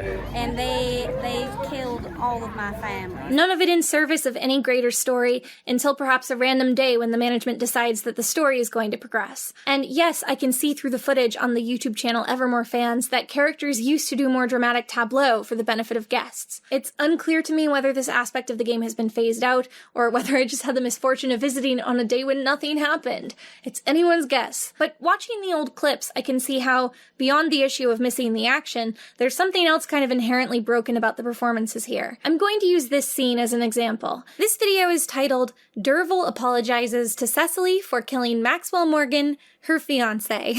Ooh, very dramatic. So this man Derval goes up to Cecily and starts apologizing. Came to speak with you. To address things. Oh, yeah, I wanted to ask you. I need you to understand that what happened, I didn't think about the possible consequences of who it might have affected. He just keeps apologizing. I'm sorry that I'm sincerely sorry that... Really just repeating himself. I assume for the benefit of any guests who are joining us just now. I understand if you cannot forgive me, but I need you to know that I take full responsibility of my actions. Cecily tells him that she's very upset about that whole business where he killed her fiancé, Maxwell Morgan. I want to forgive you. I'm having a very hard time. Something which, in my opinion, should go without saying, but she does explain this to him. She keeps explaining basic concepts like how she loved Maxwell, and thus was upset by his murder. Had I known, probably would have made a different choice. I could you not know I was engaged to him? So, yeah, you might have noticed that the Evermore format is placing some strange constraints on the actors' performances. Cecily can't end the conversation and angrily storm away because the whole scene has to be audible to guests who have clustered in a 10-foot radius around the scene. And, of course, this conversation can't be concise or organic. It has to be dragged out and belabored because it's a performance for a non-captive audience. Its pacing and dialogue has to compensate for the fact that some guests might walk up mid-conversation, and also the fact that some guests might not know either of these characters because this is their first week visiting, so they need the dialogue to expose everything that's happened previously that is relevant. So we end up with a lot of scenes that are lethargic, overly repetitive, and just feel very unnatural. A scene like this could easily be more dramatic if you put it on a stage, but obviously we don't want them on a stage. It's an interactive theme park. So my suggestion is to just put mic packs on the actors. The character performer or like a sound guy can have a switch to flip to turn them on for at least like the planned tableau. If the performer can be certain that everyone in the immediate area will hear their dialogue, they won't have to belabor every point again and again to make sure that they're heard and picked up on by the audience, so scenes can be more concise. And most importantly, the actors will now have the freedom to move about the space, because right now they can't like turn their backs or their voice will be thrown in the wrong direction. They can't leave the area. Guests won't have to cluster tightly around them to try to record what they're saying on their phones. I need to pin this to my head because it's slipping like crazy. Okay, stay. Oh, my next concern with Evermore's use of characters is not related to gameplay. There's another reason I think a business is putting itself in a precarious position when it decides to make human beings its central attraction. I wonder if when I said that you could develop relationships with the characters, you had any little alarm bells going off in your head. There's so much discourse on the internet these days about parasocial relationships, usually specifically in the context of online creators and influencers who audiences feel they have a more intimate connection to. So I already said that Evermore presents us with essentially a corporate version of a LARP. And if you do even a cursory Google search for LARP rules and logistics, you'll find a million write-ups and think pieces about the community-wide standards for consent and boundaries. Rules about what kind of interactions are off the table, or at least which kinds need to be negotiated between players out of character before they happen. There are generally accepted standards of nonverbal signals players can use to tap out of a scene. Also, hobbyist LARP doesn't suffer from quite the same weird power dynamics you have going on in a corporate experience. I guess you could say that the event organizers have power in that they're allowed to enforce the rules, and some players probably have more social capital, so maybe there are like cliques and politics in that respect, but you don't have the dynamic of service workers and clients. Traditional LARPs also come with a guarantee that everyone is playing a character in the bounds of the game. I would imagine since nobody is acting as themselves, that would help put up a little bit of a barrier to discourage parasocial bonds. Players also often have opportunities to meet the other players out of character, before the games or after, to remind them that they are not those characters. I would like to clarify that I have never LARPed in my life. These are just general problems that immediately occurred to me when I thought about the idea of a LARP theme park, so I Googled around a little bit. Didn't take that long. I'd like to think I would have done even more research into this if I was running a theme park full of employees whose job it is to LARP. So anyway, in Evermore, the dynamic goes like this. Most players will be guests, who may play as characters, or themselves, or any gray area in between. Meanwhile, other players, in the minority, are paid employees expected to facilitate the guests' experiences and stay in character at all times. This means that while interacting in character, they are also providing customer service, and necessarily must be more patient, more obliging, more tolerant of anything guests throw at them. And we see this issue in many professions, not just the ones where you're dressed as elf maidens. The most obvious example is probably the waitstaff at restaurants, who are expected to banter and be personable with customers in exchange for high tips. But at Evermore, the potential intimacy of all of these interactions is turned all the way up. I've actually heard multiple accounts from Evermore fans about how they were depressed and contemplating self-harm and went into the park and told this to the character performers. And then they had hours-long conversations wherein they were comforted by these performers who were, simultaneously pretending to be a wizard who hands out quests. I don't want to diminish the positive impact these moments had for these guests, but I have to ask, is this an appropriate position to put these character performers in? Are situations like this covered in wizard actor training? And that's saying nothing of the parasocial relationships these guests might form with these characters. I mean, think about it. Guests see the same character performers always playing the same character every time they go. The characters remember them on repeat visits. They are free to converse with them for hours at a stretch. Places like Disneyland have character hosts, which are basically like the bouncer for Mickey Mouse. They help form a line, but they also make sure the performers are comfortable through a series of signals and make sure that the line keeps moving at a reasonable pace. Evermore doesn't seem to have a position like this. Guests can visit and share intimate details about their real lives with these characters, and then see the characters put in a lot of highly emotional,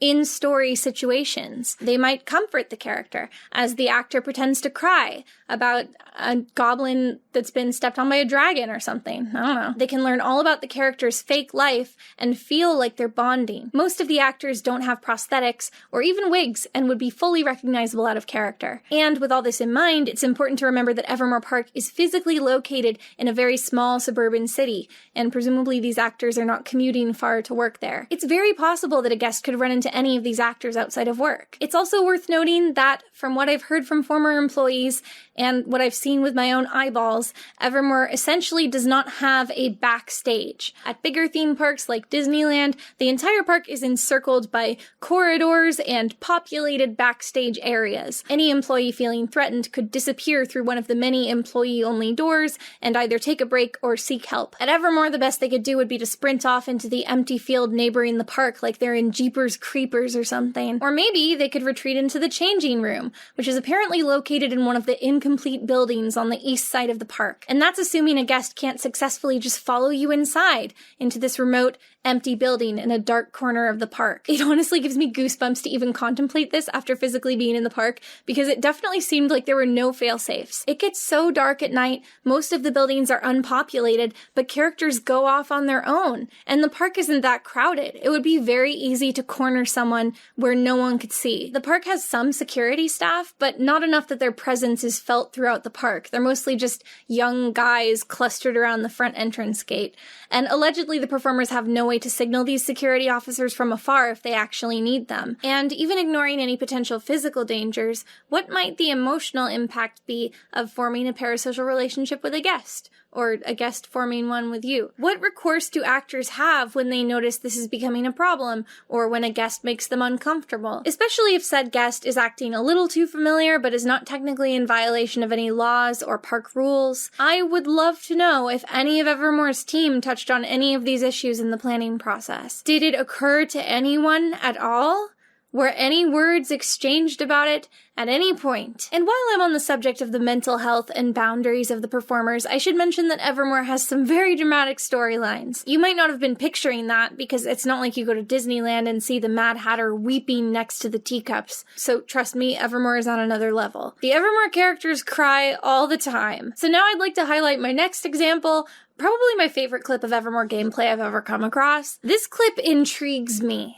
It haunts me. This video is titled Conflict at the Ruins. Don't worry, you don't need any context for this clip, or rather, you really do need context for it, but you don't have it, and neither do I. Here we get a character tableau wherein a character named Wen Weaver is very upset. When worse comes to worse, and I am at my limit, and I have nothing left to give, and I have no more I don't even have gold left, Kirsten. There's nothing left. We don't know exactly why, but I gather it has something to do with this one guest, Kirsten, a podcaster and frequent visitor to the park, who appears in a lot of the footage I've seen. We can tell this by the way that Wen Weaver tries to prompt Kirsten to give input into the scene. And how many times, Kirsten? So, Kirsten, I am done, Kirsten. So, Kirsten, what do you want me to do right now? This is on you.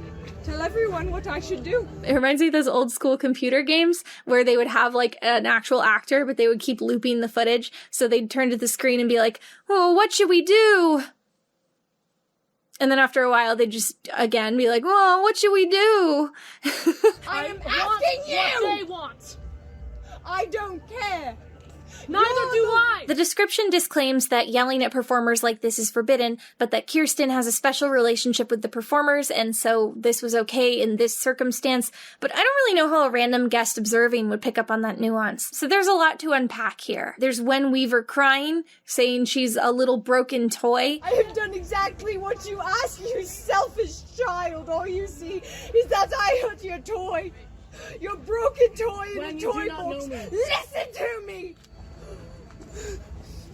Your favorite toy in a toy box was broken. There's this cluster of trees right behind her that nobody's bothered to put in the ground yet, just sitting there in plastic tubs. There's this guy kneeling on the ground and kissing her hand for most of the scene. There's the guest out of frame, half-heartedly trying to hype her up like he's at a little league game. This town tried to kill me. This town. Not all of us. That's right, Wen. We love you. Yes, we do. Yep. There's, of course, this part. Tell me what you want. This? Do you want me to stay with this man? Do you want me to go to bed with him? I've seen some other clips of this character, Wen Weaver, and I think she's such a great example for this part of the video, because let me tell you, Wen Weaver had a rough time of it. I'm friends with him. The fairies. They know me. Every single time you see this character, she is stage crying her heart out. Yelling, crying, getting burned at the stake. And I have to wonder, what is the toll this takes on performers? Our first season, some of us are doing 8 to almost 10-hour sessions, 5 days a week. And so you're looking at like 40 to 50 hours in character. It seems that most, if not all, of the actors are contract workers, so none that I spoke with had any health benefits through the job with which they could seek mental health care. Again, I would love to know if Evermore keeps an on-staff counselor available for employees for work-related concerns, or preemptively covers any of these issues in training. Maybe they do. That would be great. One can only imagine. But next, let's unpack the other issue of conflict at the ruins.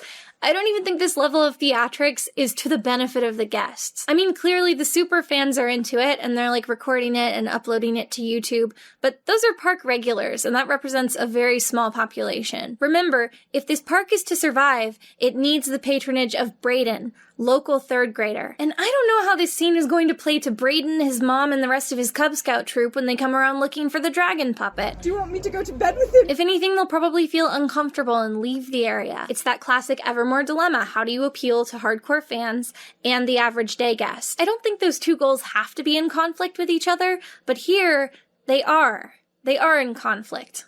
Conflict at the ruins. I am done doing what I wish because everyone calls me a head trigger fire witch. My last concern also happens to be Wen Weaver adjacent. A handful of characters, including Wen Weaver, the hair trigger fire witch, use little pyrotechnic effects to represent their magic. They look extremely cool. My turn. Especially in a world where characters mostly just speak to each other in long paragraphs, this effect is striking and magical. It really wakes up the crowd. Wen Weaver's actress said in this podcast interview that she did not have a license, but that all of Wen Weaver's pyrotechnic effects were considered theatrical effects. So even though it looks alarming to see characters hurling fire right at each other's faces, it's all legally above board. My concern is with a specific anecdote she shares. I set myself on fire with it twice. Because I had incorrectly loaded it, and I went to crouch down and talk to a little boy, maybe, 6, 7 years old, and I put the hand cannon, or the flash gun, into my pouch, and it auto-ignited the flash paper that was in that pocket because I put it in the wrong pocket. You never store ignition with fuel. Oh no. They caught my pouch on fire, I had too much fuel in there, and the whole thing just lit the front of my dress, lit my hair, hit my sleeve, and thankfully I had big draping sleeves as Wen Weaver, and nobody was injured. It was, when my sleeves came up, the whole fire went out. It was quick, less than a second. Thankfully, nobody was near me, so nobody, as I said, no one was injured in this. Now, I'm not trying to imply any wrongdoing on the part of the actress. I just keep using her as my example because there's a lot of available coverage of her, probably because she was a fan favorite, and because I think the name Wen Weaver is fun to say. But as she acknowledges in the interview, any kind of pyrotechnic effect is going to carry an inherent risk of human error. If you do this effect enough times, this kind of accident almost sounds inevitable. But that's the reason your actors shouldn't be carrying the components of the pyrotechnic pyrotechnic effects when they're doing up-close interactions with guests. Any story moments utilizing these fireballs must presumably be prearranged, and if they are, surely the park has some ability to have a performer step out of sight of the guests, be handed pyro stuff by a stagehand, and then go out to resume the confrontation. Yes, it's more spontaneous to have characters randomly hurling fire at any point throughout the day, but I think maybe spontaneity might be bad when spontaneity is fire and people lighting on fire. If I'm in the park with Brayden, my 3rd grade son,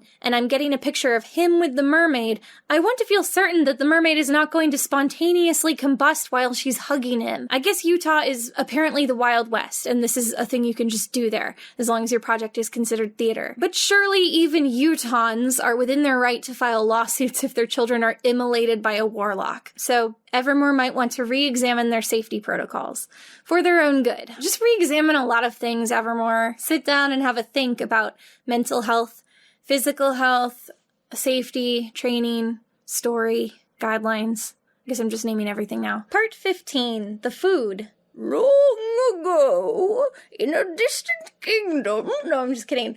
Evermore has some food, and I sampled it. This part's gonna be brief because when I started this, I thought this video was gonna be like a chill travelogue that was like 30 minutes long, and it didn't turn out to be that. It grew beyond what I expected, so I won't spend long on the food. So Evermore Park has an affiliated restaurant called Vander's Keep, which opened in October of 2020. It's attached to the park by a back hallway and themed to match it with the vibe of like a medieval inn and tavern. The restaurant is open days the park is not, so I decided to go there on my first day in town. I made a reservation, which turned out to be extremely stupid because we arrived to find a cavernously empty restaurant. The decor inside Vander's Keep is genuinely extremely cool. Ooh, look at this.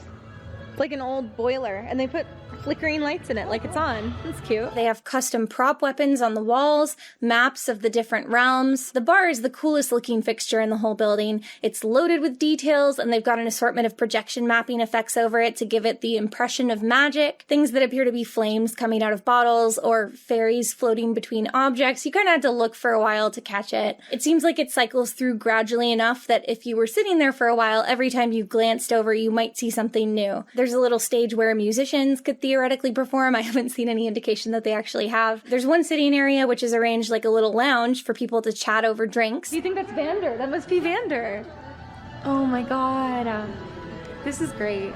I do love the paintings. Me too. Also this side room, which is clearly set up for games of darts, but is currently being used for storage. What's in here? Is it like a little themed alcove?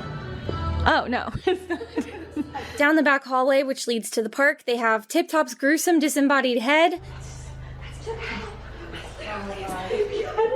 Literally his head. I kind of want to touch it. I want to feel if it's like latex. Is that bad? It is. It's literally the costume. Oh my gosh. It's literally a latex mask. That is his actual head. Whoa. That's so upsetting. It's real gross inside. And also a lot of great concept art and even some scale models of fixtures for the park. Whoa! Whoa! Do you think that exists? I hope so. Whoa, do you think that creature... Whoa! Since we went to this restaurant before we ever got to go to Evermore, we were like very dazzled by the concept art, and we kept being like, these things must be in the park, because if not, it would be kind of embarrassing to show the much cooler concept art when your park didn't turn out that good. That's why I'm like, it's blowing my mind. That's why I'm thinking like maybe we will see these things in there. And yeah, we all know how that turned out. I keep forgetting that beards don't go over your nose. So that's my challenge today. The only real drawback of the interior is that this tall cathedral ceiling makes for very echoey acoustics, which was okay because like I said, we were the only people in the restaurant. However, we were keenly aware that like everybody back of house could definitely hear everything we were saying the whole time. But then on another night, we went back to the restaurant and it was like at a little under half capacity. And even at that level of crowding, it was extremely noisy with sound bouncing around everywhere. Never know if it's your ranking. Oh, right. The evening vibe is all torch lit, which I love, and I think it should feel more intimate, but it's hard to do that when it's echoing like a high school cafeteria, especially when it's billed as fine dining. Food-wise, everything was just okay. It was nice that the menu had some more inventive offerings, but the execution was sort of questionable. Like a lot of it was under-seasoned, under-salted. Even the poutine was under-salted, and in my opinion, it should be impossible to under-salt a combo of fries, gravy, and cheese. It's just another of those cases of like things is happening in the wrong order. I tried to order the soup on the menu because I love soup, and they said that they hadn't made the soup that day because nobody was ordering it. And can I just point out that if I'm the only customer and I order soup, then technically everybody is ordering soup, but whatever. Kate and I both ordered items from the stackers category, which we thought meant sandwiches. Mine arrived and was a sandwich. Hers arrived and was some kind of deconstructed pile covered in a mystery sauce. Careful, it's like almost in my food. Okay. What's going on under it? Do we still have the There's menu or no? bread. But It's just not in like sandwich. It's just in like. But it feels rude if she comes back to be like, what is... Yeah, what did I call it on the menu? Like a stacker? Yeah, Okay. it did. So maybe that is what it is. So we continue to not know what they mean by stackers. Neither of us liked ours very much. Mine was super sweet. I think they just dumped a lot of vinaigrette on it or something. They were each like $14 and neither came with any sides. I'm not trying to go in too hard on the food because it wasn't awful or anything. It just wasn't good either. The quality and the ambiance won't really live up to the expectations of more discerning foodies, but I think the high prices are going to scare away younger people who might have liked the theme. And speaking of alienating customers, I didn't realize until I got home, but the head chef actually gave this interview wherein he said that when customers request alterations to their meals, he becomes angry and wants to fight them. And we can modify some dishes to a certain extent to accommodate some of those dietary needs. As a chef, though, I have to say, and she's nudging me because I'm going to make a public announcement to patrons, right? Don't alter it. It's a slap in the face to alter a chef's menu. Try it once. Yeah, the patron I hate the most is the one that comes in and says, oh, I'd like this, but not that. And can you substitute this and give me that?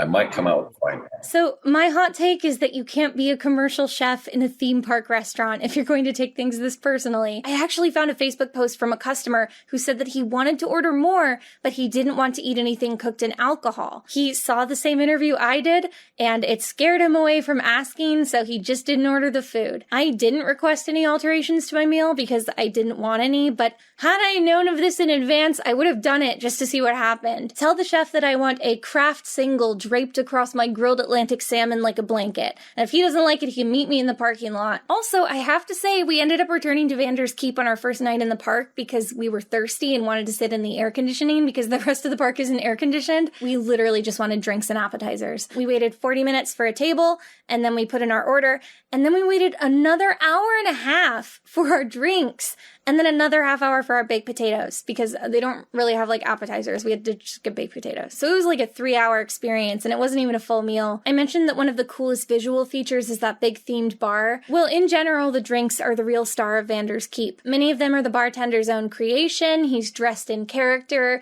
He hacks ice cubes off a big block of ice like a Viking. He's chipping the ice. Oh, he has a little cleaver. He kept coming to our table to ask how we liked our drinks and is clearly very passionate about what he does. Oh, also I should add that one of these drinks is named after the CEO. One of the ones on this page. Can you guess which one? The bar doesn't have separate seating though, which sucks, hence our 40-minute wait for a table just to get drinks. And again, it wasn't even crowded, it was like half full. So since the park is open for only a few hours a night, I can't recommend going here because you're gonna use all your time. So for not going there, let's look at the food in the park. The park has a lot of theoretical food locations. If my use of the word theoretical feels ominous, that's good. It should. When you first enter, there's a food counter selling beverages and generic carnival food options like hot dogs and nachos. This location is called Barter's Post West. There is a Barter's Post East across the courtyard. Apparently they used to offer different things, but only West was open when we went, and I didn't want any of that food, so I just got a bottled water. There's this little place near the Hobbit House. According to the old park map, it appears to be called Hex Trove. Let's investigate. Oh, it's snacks. Ew. They had cold drinks, including smoothies and some iced coffee, but no food. The Slanting Shanty and their bread bowls seem to be closed indefinitely because of that time they caught fire, allegedly. Same for the Hunter's Hovel, which also sold food for a time. I actually found this old Facebook comment from Evermore detailing some of the food options they don't have anymore, and so now I'm showing it to you because I don't know, I think stupid stuff like that is interesting. Now, maybe you'll recall that the Evermore website only listed 4 attractions: Open Gates, Train, Copper Confection, Kettle Cafe. So 2 of those are eateries. Let's revisit the description of Copper Confection. Enjoy our European-styled confectionery featuring amazing ice cream, soft and hard, sodas, smoothies, juices, flavored hot chocolates and coffees, fresh donuts, chocolates, taffy, cotton candy, flavored popcorn, and assortment of candies. When we went in, they had bottled water, pre-bagged cotton candy, and mass-produced ice cream bars like Choco Tacos. That's it. You guys sell water? Not in this one. Oh, okay. Oh wait, I take that back. On day 1, they did not have the bottled water yet. They didn't get that till day 2. There appeared to be an upstairs, but it was closed to guests the whole time we were there. According to employees I spoke with, it might just be office space, so I don't know if it's ever going to open. Okay, now that other restaurant, the Kettle Cafe. Let's revisit that description. If you are looking for more than concessions and want to explore some unique food and beverage options, come visit the Kettle Cafe. The Kettle Cafe was closed for our entire visit. The final Evermore food service location is the Crooked Lantern Tavern. The tavern only serves bottled water and Virgil's soda. Yeah, I was pretty dumbfounded that even though they have a tavern, they don't actually sell alcohol anywhere in the park. My impression is that, unlike Vander's Keep, the park does not have a liquor license.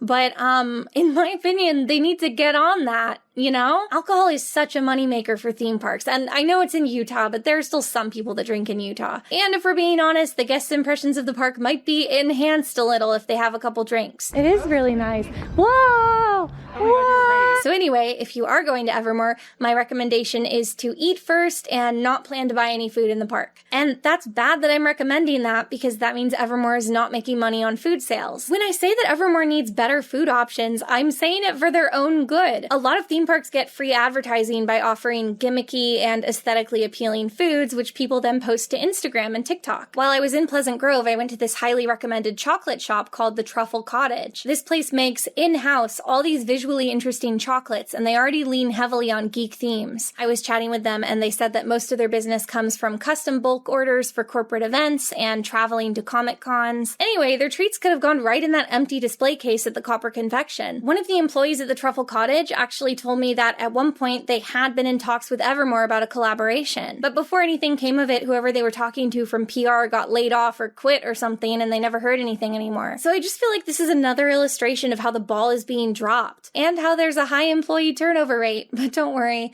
we'll get to that. Part 16, the merch. The first building you pass on the way in is the Kettle Cafe. I already mentioned that this is a restaurant, but it's also the main gift shop. On day 1 of my trip, the Kettle Cafe was closed. Oh, look at this stained glass. Wait, so what is this building? Can we go inside of it? Oh, Copper Confection had about 8 merch items and was the only open gift shop in the park. Only 5 of those items were bespoke Evermore Park merch. A keychain, a commemorative token, a pin, some aprons which looked handmade with iron-on designs, and some daggers. Oh, also DVDs of Unicorn City, a terrible film from Deep Studios about LARPing. Maybe we need to buy this. I think we do. Can your laptop play Blu-rays? I have a Blu-ray player at my house. Maybe we should watch Unicorn City. Do you think it's bad? If only. No.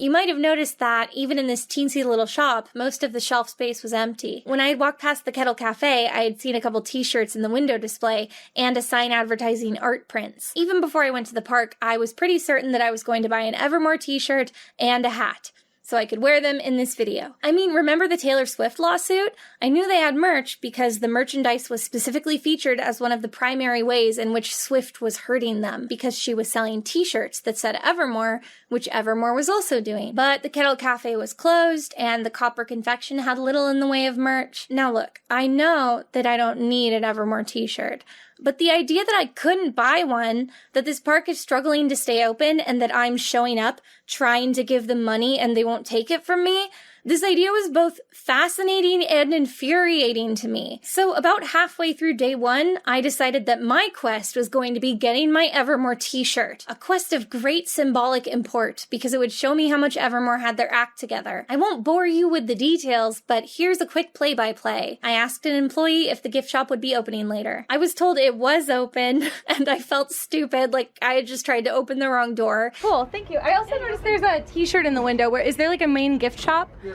Yes. Oh, we can go in there? Very cool. Oh, where's the entrance? So it's around here towards the front. Oh, okay. So around that corner. Cool, thank you. Thank you. All right. Nope, it's locked. Maybe there's another door. This is the door, maybe. Yeah. It's definitely the door we walked through, though. That's the Vander's Keep door, but this could be the entrance.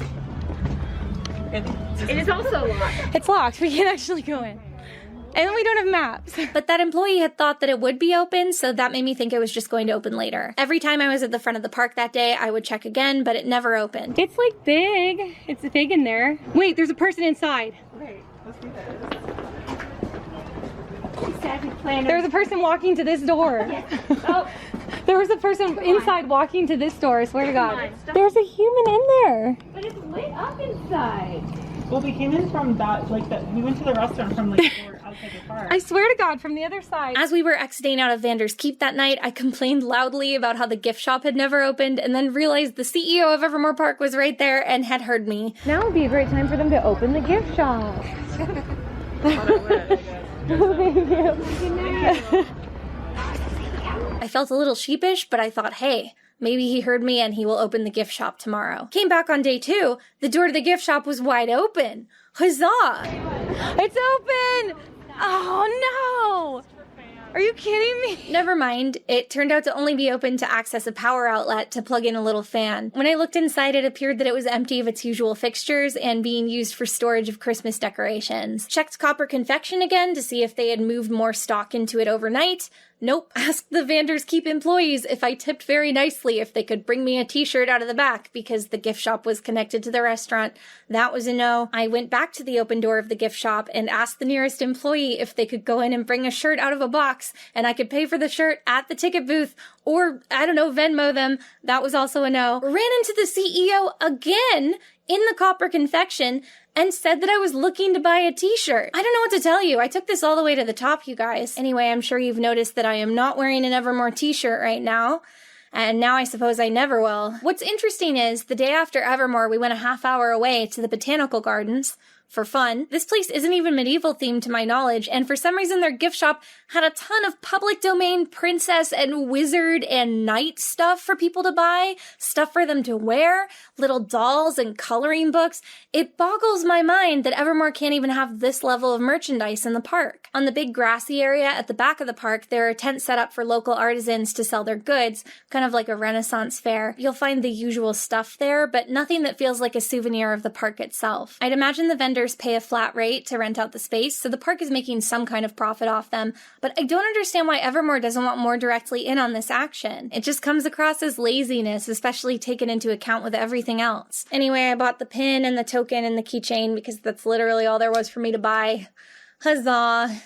Of every theme park I've ever been to, this one is probably in the direst financial straits, so I was very surprised by how resistant they were to, taking my money. I couldn't buy merch, buying food and drinks was as inconvenient as possible, I couldn't rent out the park for photos. They're leaving money on the table. It's like they don't care. I guess that's the tagline of my review. It's like they don't care. Part 17, Priorities. Evermore seems to trade in this idea that they're an underdog. And certainly, compared to other theme parks, they are. It makes for a decent buffer against criticism because it feels almost cruel to ask more of the park. They don't have Disney money behind them, so of course one has to meter their expectations. But I think that angle is a little disingenuous because an incredible amount of money has gone into the park. Speculated to be tens of millions of dollars, it's just gone to the wrong places. Yes, Evermore's budget is much lower than many other theme parks, but I firmly hold the opinion that they could have stretched the budget farther than they did. From what I've heard in all the interviews and the behind-the-scenes videos, it seems that in the early planning stages, the creative team decided to truly spare no expense. They started investing so much in the park's smaller details at first,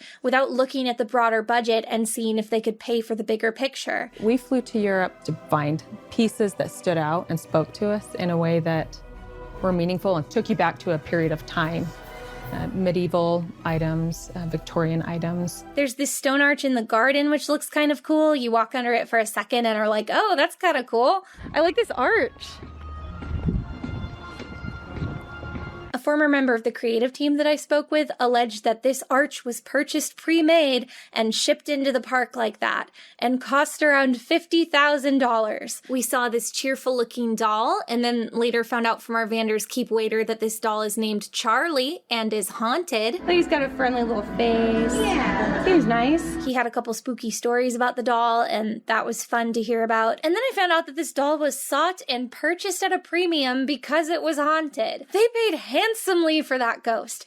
And I'm just like, why? First rule of business, never pay extra for haunted dolls. The ghost should be included at no additional cost. This LA Times article claims that much of the brick and stone used to build the structures was imported from England. Many of the statues are real and antique. Real antique stained glass windows were shipped in from overseas for the theoretical church that doesn't even have walls. These are all really cool touches, but these are the things you do if you have more money than you know what to do with. These are certainly not expenses you should take on before you're certain you have enough to pay all your contractors for the meager half of the park they've already built. Just amazing pieces. They're hand carved out of solid marble.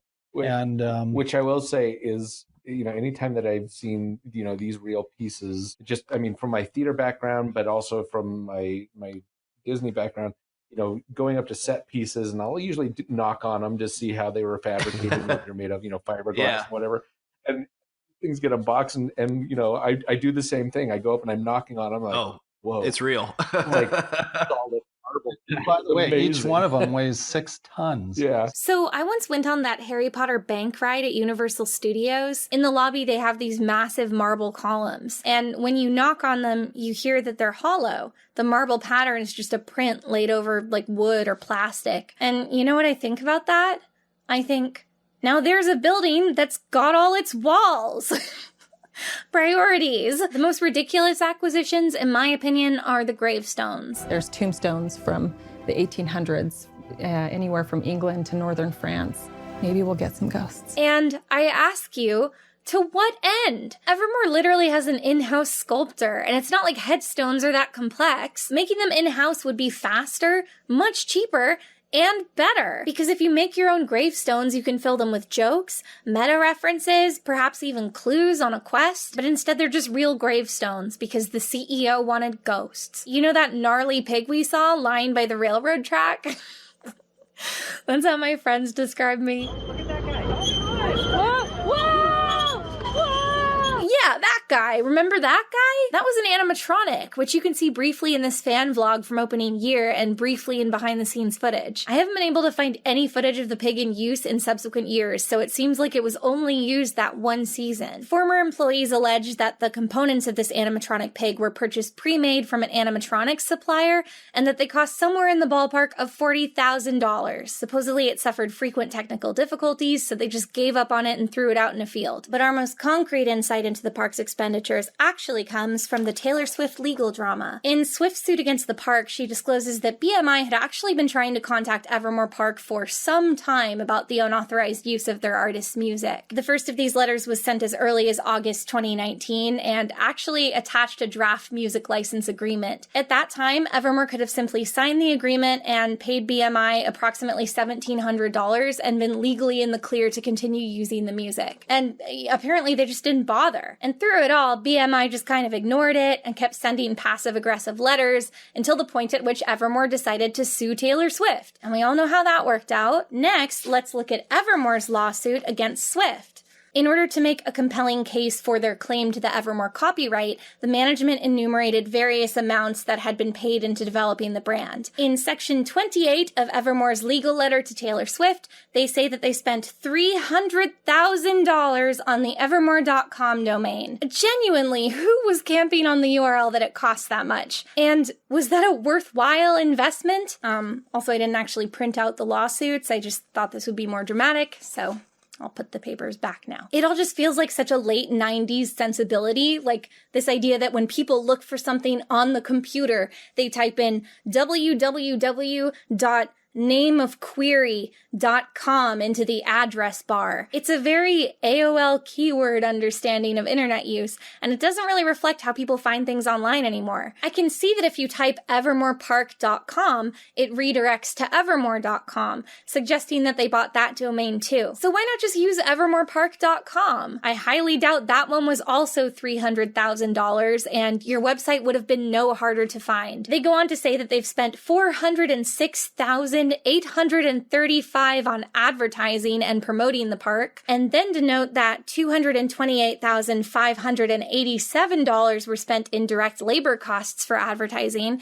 which I think is meant to be a separate number. And I have to wonder, in what way? The only evidence I've personally seen of any effort at advertising are a few convention appearances, but those account for all of it. They've barely done any influencer marketing. Like, there are a handful of really big theme park vlog channels, and I didn't see any of them visit, but I'm sure if they were offered a free trip, they all would have gone. Nerdist and BuzzFeed went there and possibly got free admission and brought a crew of 3 to 4 people each, but even if Evermore was covering room and board, that's only like 8 people total, so it's not like that's a 6-figure expense. I suppose it's possible that these videos were both paid promotions and that was an extra hidden expense, but neither BuzzFeed nor Nerdist indicated that this was paid promotion, and YouTubers never lie about stuff like that, so that can't be the case. The creative team also claimed in early interviews that the park has the infrastructure to be an extremely high-tech, smart park with 1 million feet of fiber buried under the foundation. And if you think that's impressive, just think how much more cable and wire is lying around on the surface. Okay, no, but seriously, that's good that they tried to build this stuff in,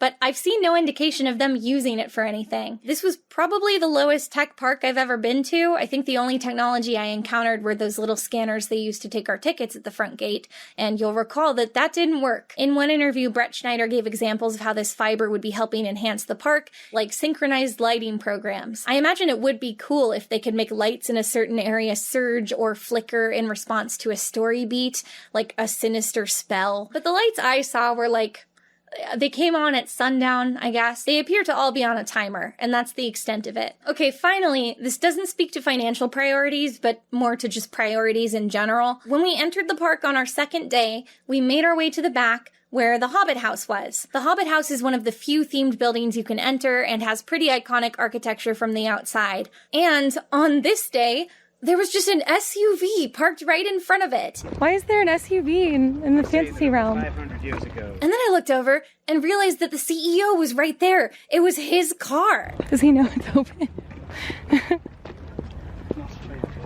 All right, well. It was unclear what it was there for. Like, he wasn't actively loading or unloading from what we saw. He had a few employees in the Grid t-shirts with him, but he was just kind of aimlessly directing them to move sawhorses around. Why didn't they do that like an hour ago?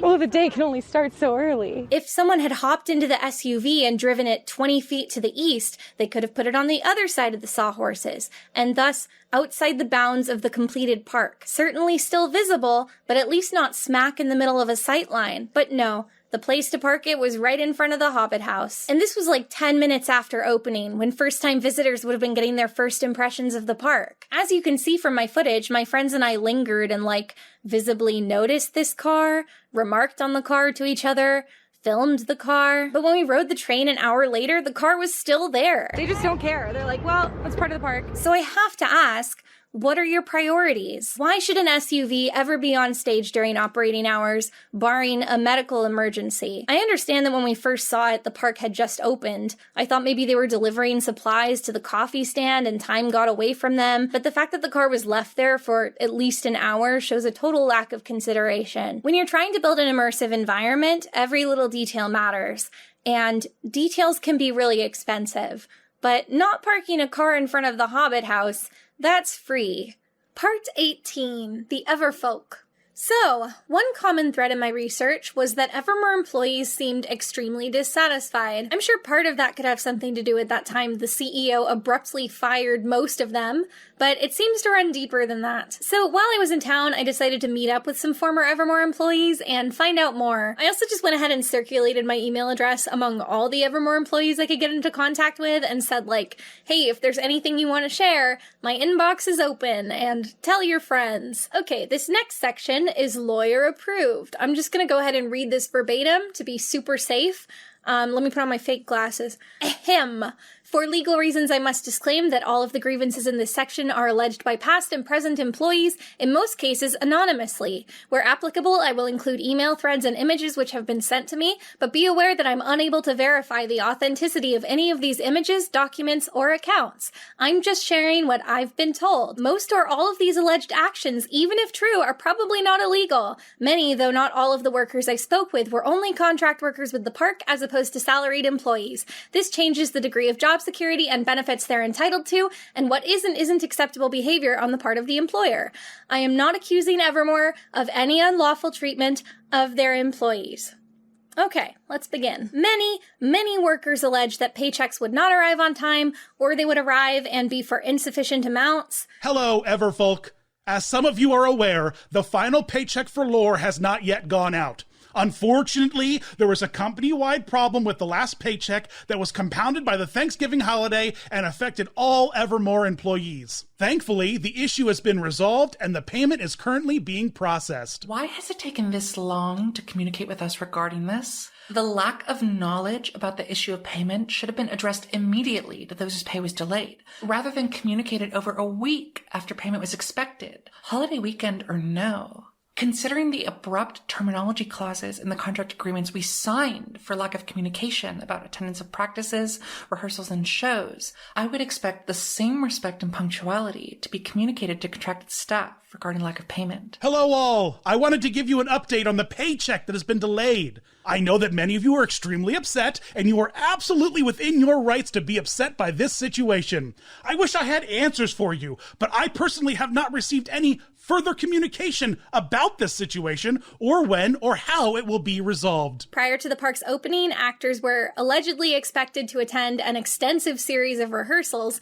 for which they were allegedly not paid and only given a small stipend for gas or transportation. The main costuming facilities were allegedly located off-site, requiring many actors to arrive at the first location, get into costume, and then find their own transportation to the park. They were allegedly not compensated for any of this costuming or transportation time, as it was not considered a part of the duration of their shift. I was forwarded countless alleged communications between Evermore operational staff and the employees, asking them to do additional unpaid labor off the clock as volunteers. These communications allegedly took place primarily on a private Facebook group that the park created to communicate with staff, and also mass emails. Here's a post, and another. Here's one asking them to carve pumpkins, cleaning the break rooms, and decorating the park for Christmas. This one appears to be for weeding, a common volunteer chore among employees. Look at that! This is not a social engagement! Then what is it? It's not a job. Hey, back to work. I'm not paying you guys to stand around. Oh, and don't forget to bring your own work boots and safety precautions. Bring your own safety precautions. And finally, my personal favorite volunteer task, hauling a bunch of scarecrows around. At least it's a whimsical chore. Evermore also appears to accept a lot of free labor from their local fans, who are equally devoted to the project. During the pandemic, when they were forced to close, Evermore tried to bring in some extra cash by offering master classes in things like archery and acting. And then, when they were about to reopen for the Aurora season, they needed to do some general upkeep of the grounds. So here's a posting from the fan Discord group for a master class in weeding and setting up Christmas lights. According to the name on the account and my basic search of LinkedIn, this post was made by someone who was at the time the PR manager of the park. He doesn't seem to work there anymore. Funny how that keeps happening. The masterclass is $1 per person and includes free pizza. When I first saw this post, I genuinely thought it was a joke, but then I looked at the chat happening around it, and the users were genuinely discussing whether or not they could go. Everybody clearly understood what this event was going to be, referring to it with phrases like volunteer work and work party. The messages also suggest that this is not the first time this happened. So to be clear, I'm not saying that Evermore called it a masterclass in an effort to dupe people. I think everybody signing up knew exactly what it was. So I would imagine the reasoning behind calling it this had more to do with legal deniability. This post from March of 2020 indicates that they believe they're in a gray area for accepting volunteer work as a for-profit company. So if you just call it a masterclass and only charge $1 for it, the volunteers essentially get paid in pizza, and it maybe legally doesn't actually count as volunteer work, even if that's what everyone involved understands it to be.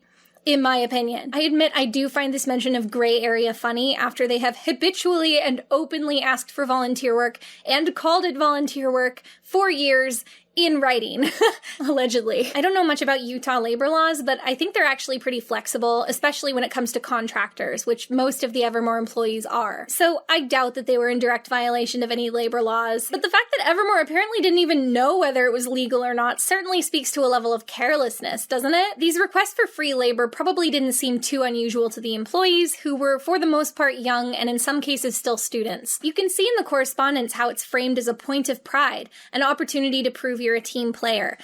Weave your personal threads into the Evermore quilt. If you're in a school play, it's normal for the teacher to ask you to come out and help paint the set for free. But this isn't a school play, it's a for-profit company. And none of this was in the job description that any of these people were hired for. But nevertheless, the cast did show up and they did volunteer their time for no additional pay. And the thing is, it's not really about the legality for me. It's about the respect. And there seems to be so little respect for all of these people who were willing to go above and beyond for the park. Because what did they get in return? Bring your own cleaning supplies, bring your own Christmas lights, bring your own safety precautions. This is not a social event. At some point, Evermore created a collectible card game featuring the actors' likenesses. Evermore had the right to do that. It was all within the initial contract. Also, I would kill for a set of these. I think they only sold them for like 3 months. And then they sent out this email like, we're giving away starter decks, but not enough for everybody. If you're too late, you're gonna have to buy it. If your likeness is featured on a card, you can have 1 copy of that 1 card. But that's it.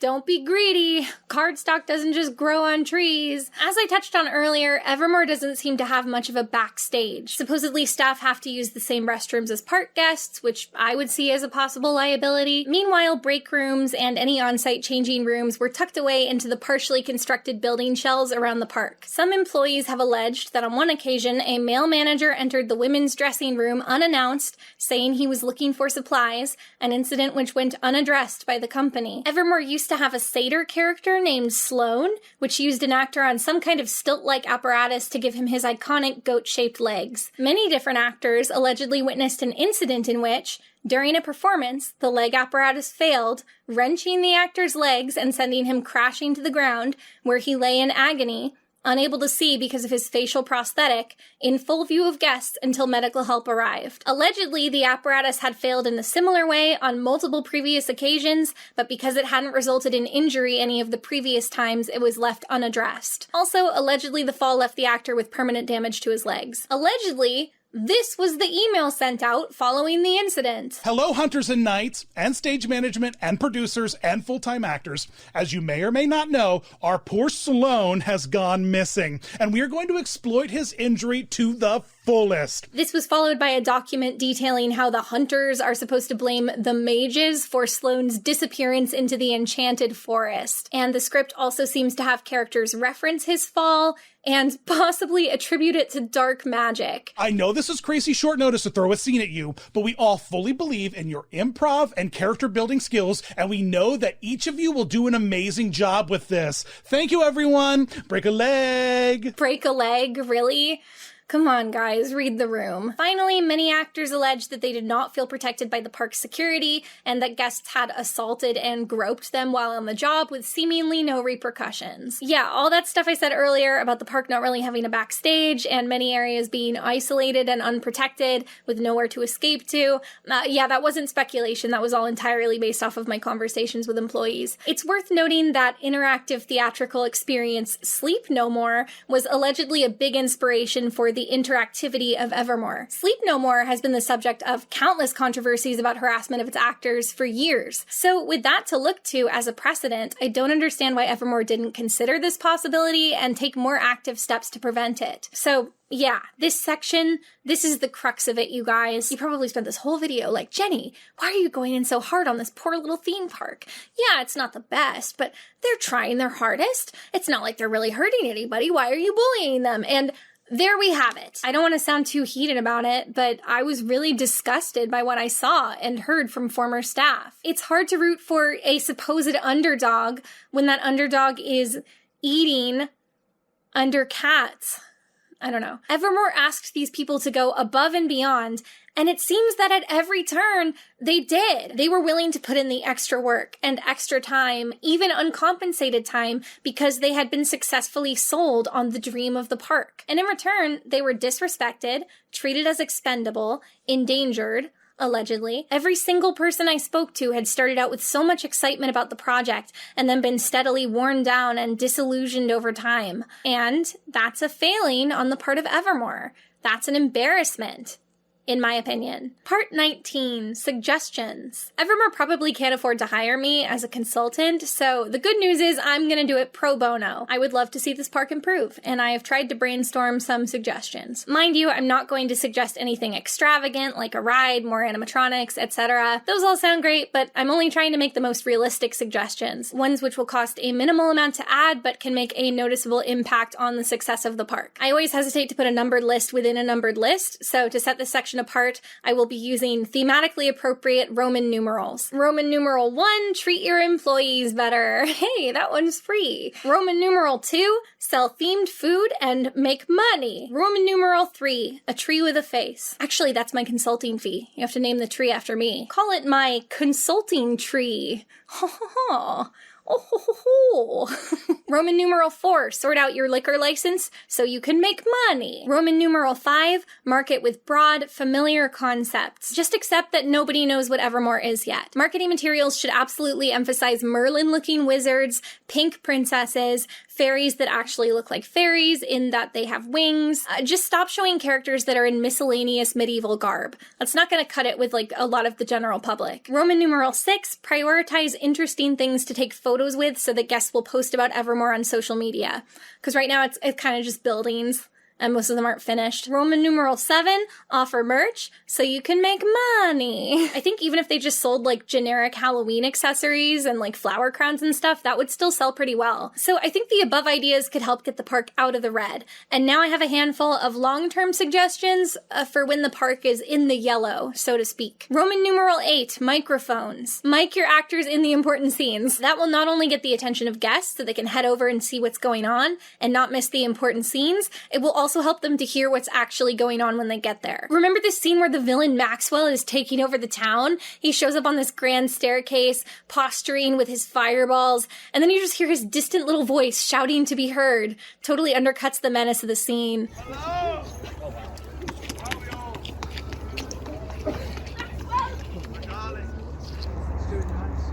Another being coin. Magician never reveals his tricks.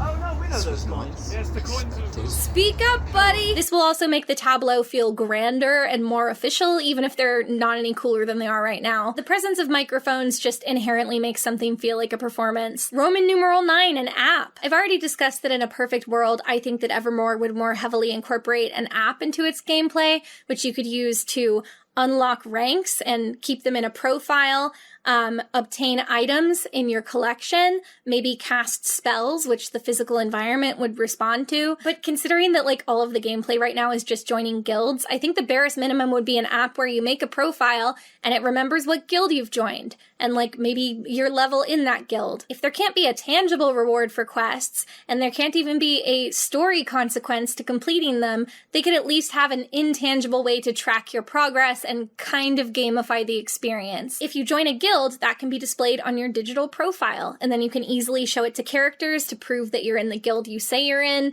Then it feels like you've actually earned something. It's not that cool, but I feel like it would at least incentivize local kids to keep coming back. This is certainly the most expensive suggestion I've made. I know that to get a good app, you have to hire someone who's like super competent, and then you want to keep them on to like debug problems that arise. But I mean, it would do a lot for the park, and it's inexpensive compared to building a ride. Also, I don't know why this wasn't the first priority of a guy who made his fortune creating apps. Some employees told me that an app had actually been mostly made and just never tested or launched. I don't know, maybe it still needed some tweaking or something. If that's true, maybe make finishing that app like your highest priority. Roman numeral 10, it's not too late to change the name. You were so mad at Taylor Swift about ruining your search engine optimization, as if Taylor had any role in that. Evermore is just a word, you guys. You were never gonna own it. You were never gonna have the best search engine optimization. And honestly, your business model shouldn't have to rely on people typing park every time they try to Google you. And now, even if someone does quote search Evermore Park, the top result is going to be an extremely unflattering article about how your park is going out of business because you failed to sue Taylor Swift Swift. But the good news is the marketing of the park has been so ineffective thus far that it's not even that much of a loss if you just stop being called Evermore. I think if you want a strong trademark, the most straightforward solution would be to just make a portmanteau of two vaguely fanciful words, because then you have a made-up word that you can claim as your own, but people hearing it said out loud will be able to accurately guess how to spell it in a search engine and also understand that it's in some way fantasy related. Everscape, Wonderbound, Realmport, Venture Park, Runewood, Braveshire, Elfhaven, Questmore, Dream Place. I honestly could go on and on with more suggestions, but those are just my top 10, so I hope they think about them, especially the tree with a face. Part 20, the end. I don't mean the end of Evermore, but I might mean that soon. When I wanted to make a video about Evermore, I knew it was struggling. I knew it had undergone a lot of changes from concept to reality, but I was thinking, hey, I love escape rooms, I love themed environments. Even if they don't have rides, a LARP-based theme park sounds pretty fun. And honestly, I thought my YouTube channel might provide decent publicity. I also thought this video would be 30 minutes long, and look at us now. Having experienced it and having done my research, I cannot possibly recommend this park to anyone. There's so little indication that any thought is put into guest experience. If anything, the marketing feels deceptive, in my opinion, as if the goal now is just to wring as many dollars as possible out of the locals by exaggerating the park's offerings, like those roadside attractions along Route 66. And that's a shame because it's apparent that that hasn't always been the case. There has been love here from many people involved in the project at many steps in the process. But I can't in good faith say, yeah, give it a shot, because if so much was out of commission when I went, and in fact has been that way since they opened, why should I assume it'll be any better when you go? And with no apparent customer service department, if you go and you feel scammed, you're completely out of luck, and then it's my fault for sending you. I also can't recommend it in good conscience because I'm concerned about all the crops of bright-eyed employees being ground up beneath the wheels of this machine. Metaphorically, no one's been run over by the train. Yet. I was really rooting for Evermore for like years, before it was even born. I'm fortunate that at least I'm doing a video about it, so my trip wasn't a total waste. I can't imagine how sad and disappointed I would feel if I went as a tourist, especially one who had consumed the blatantly misleading marketing materials. In my opinion, some time has passed now since my visit, and maybe there have been positive changes. I have kept my eye on the reviews and on the fan Discord, and it doesn't seem that way. But maybe. I can see from their website that they offer an annual pass now, and it's $350, which is more than an annual pass for Universal Studios, and actually more than the nationwide annual pass that gets you into every single Cedar Fair park. To justify the expense, Evermore has added up the total number of nights they're open every season and calls them shows, which... that feels a little misleading, doesn't it? They also offered some kind of extremely sketchy sounding summer camp, $200 for 4 days, only 2.5 hours a day, does not include lunch, for ages 6 to 13. What, all in one group? Anyone that's worked with kids knows that's quite a difference in age. And the advertising video is bizarre. I don't recognize any of these locations as existing in the park. Like, what is this Hogwarts room? And these llamas that appear to be in a forest? Where did they get this footage? There are a lot of red flags there. I wonder if anyone paid for that. And look at the website's description of Mythos. A lot of the attractions listed just straight up weren't there when I went. Most notably the Lantern Festival part, which is, you know, the whole theme. And then the rest of the list leans heavily on vague phrasing. Whoever wrote this copy surely knew that none of these things were actual organized activities.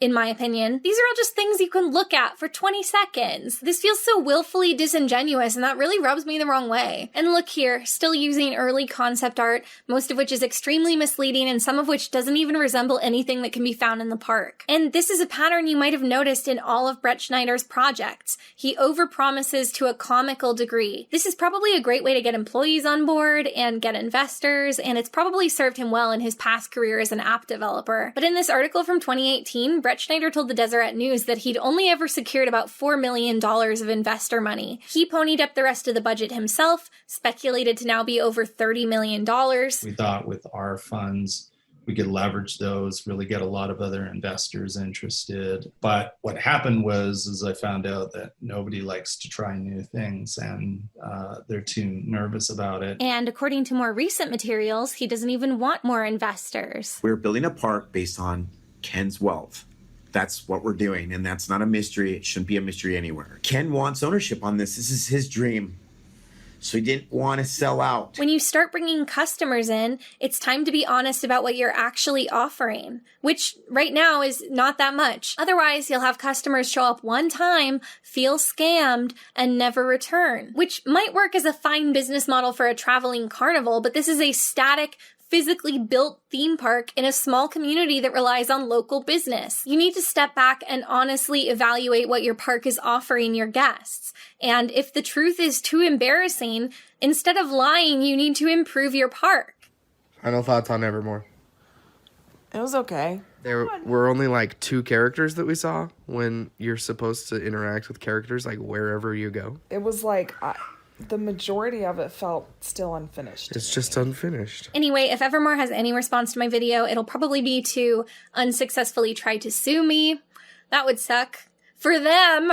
But no, my second guess is that they'll be like, that's not fair. We were hit hard by the pandemic. To which I say, the park has never been in top form and has seemingly been in steady decline for years. And the website doesn't indicate that if you go right now, there will be limited offerings. They're acting like everything's fine, and it's not. Or perhaps Evermore will say they were ahead of their time, or blame the locals for not getting it. If you want to see something that's also in an environment that's incredibly challenging, Evermore is another good example. We built it out of a dusty cornfield, with no budget, around a culture of people that don't really understand the arts. And that's really an indefensible position because, like, first of all, nobody forced you to build this. Nobody forced you to build it in Utah. Secondly, Utah has no shortage of nerdy people or bored people, families with young children who would love a fantasy park. In fact, a lot of Evermore fans, including former employees, have begun their own LARP group and meet in public parks to continue the spirit of what they wanted Evermore to be. Clearly, the demand is there. Evermore is simply not meeting it. Even the small, dedicated fan groups of Evermore are always saying things like, you get what you put into it. You have to make your own fun, and excuse me, no I don't. When I pay to go to a theme park, they make my fun. That is what a theme park is. My squad and I showed up fully ready to engage and to play. We were in costume. My friends do D&D and stuff like that, and Evermore truly gave us nothing to work with. When I look at Evermore, all I see are cool ideas and limitless potential being squandered. I mean, they managed to find a cast of actors so dedicated that they were willing to come in on their day off and crawl around in the hot sun pulling weeds for no money, and they managed to blow that too by not making them feel valued or safe. Yes, Evermore has been a victim of poor funding and the pandemic, and that really sucks. But it's more so a victim of its own folly and poor planning. The story of Evermore is like watching the slow death of a dream. Obviously, a lot of blood, sweat, and tears went into it, and I hope it improves and survives. I know I'd like to live in a world where eccentric millionaires open their own theme parks,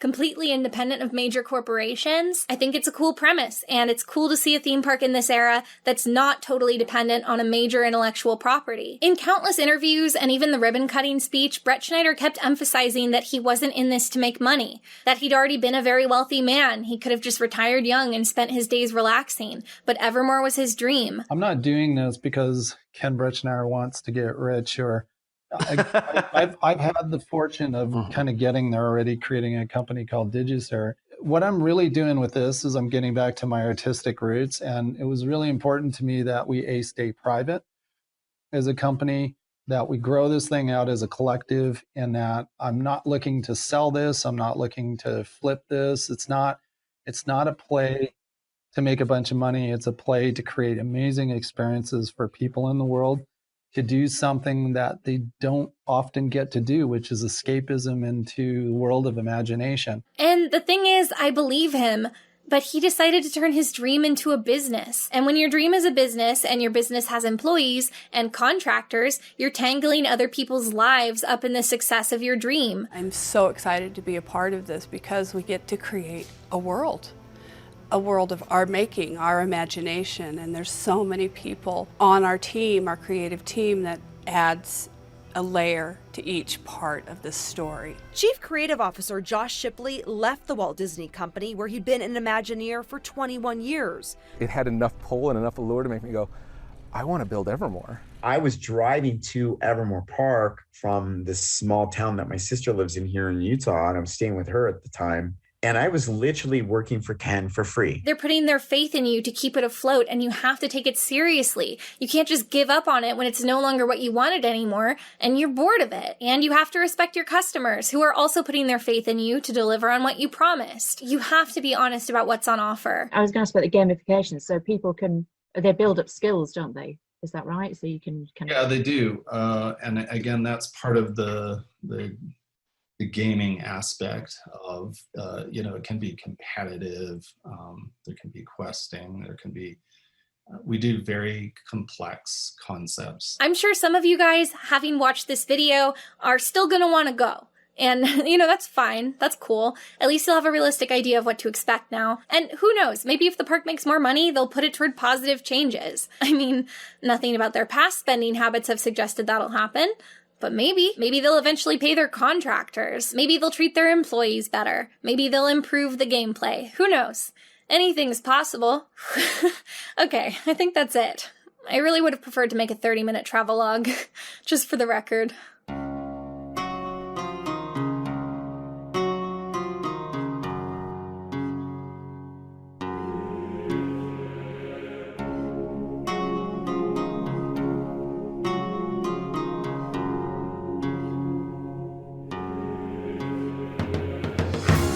Gates are open, we've got until July.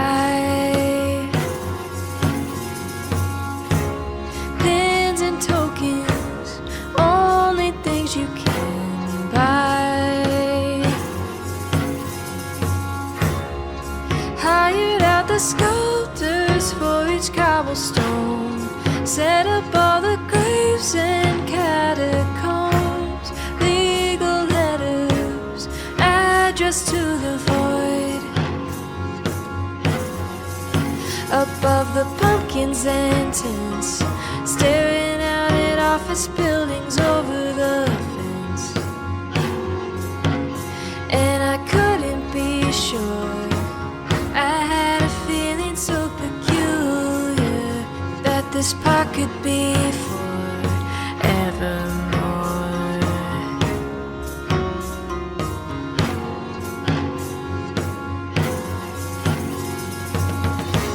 Same world walkers, trying all the locked doors. Lost the satyr, haven't seen him since, Lord. I read on the train, but all the music's wrong. Takes me out of time with every song. Wire dragons basking in the sun, lined up at Barter's Post West, late to see the ceremony, missing my quest. And I couldn't be sure, I had a feeling so peculiar that this park could be forevermore.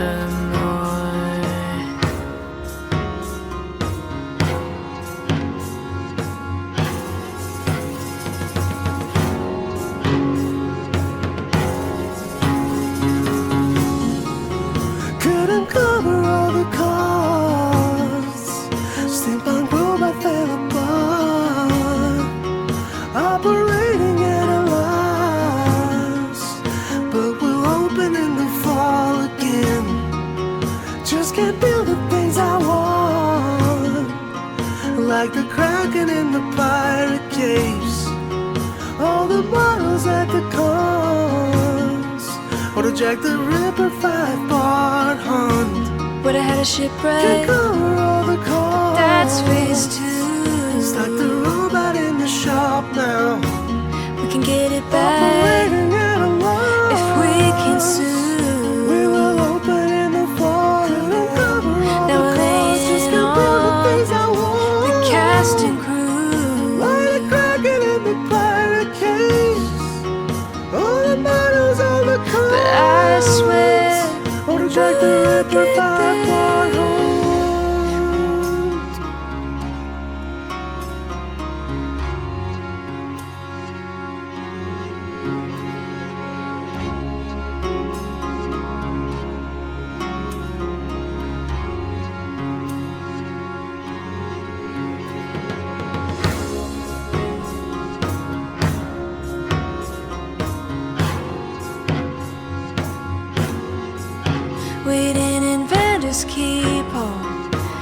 concept art from blue sky days are lining the walls. And I couldn't be sure. I had a feeling so peculiar that this park could be forevermore. Evermore. Evermore. This park could be forevermore. Evermore.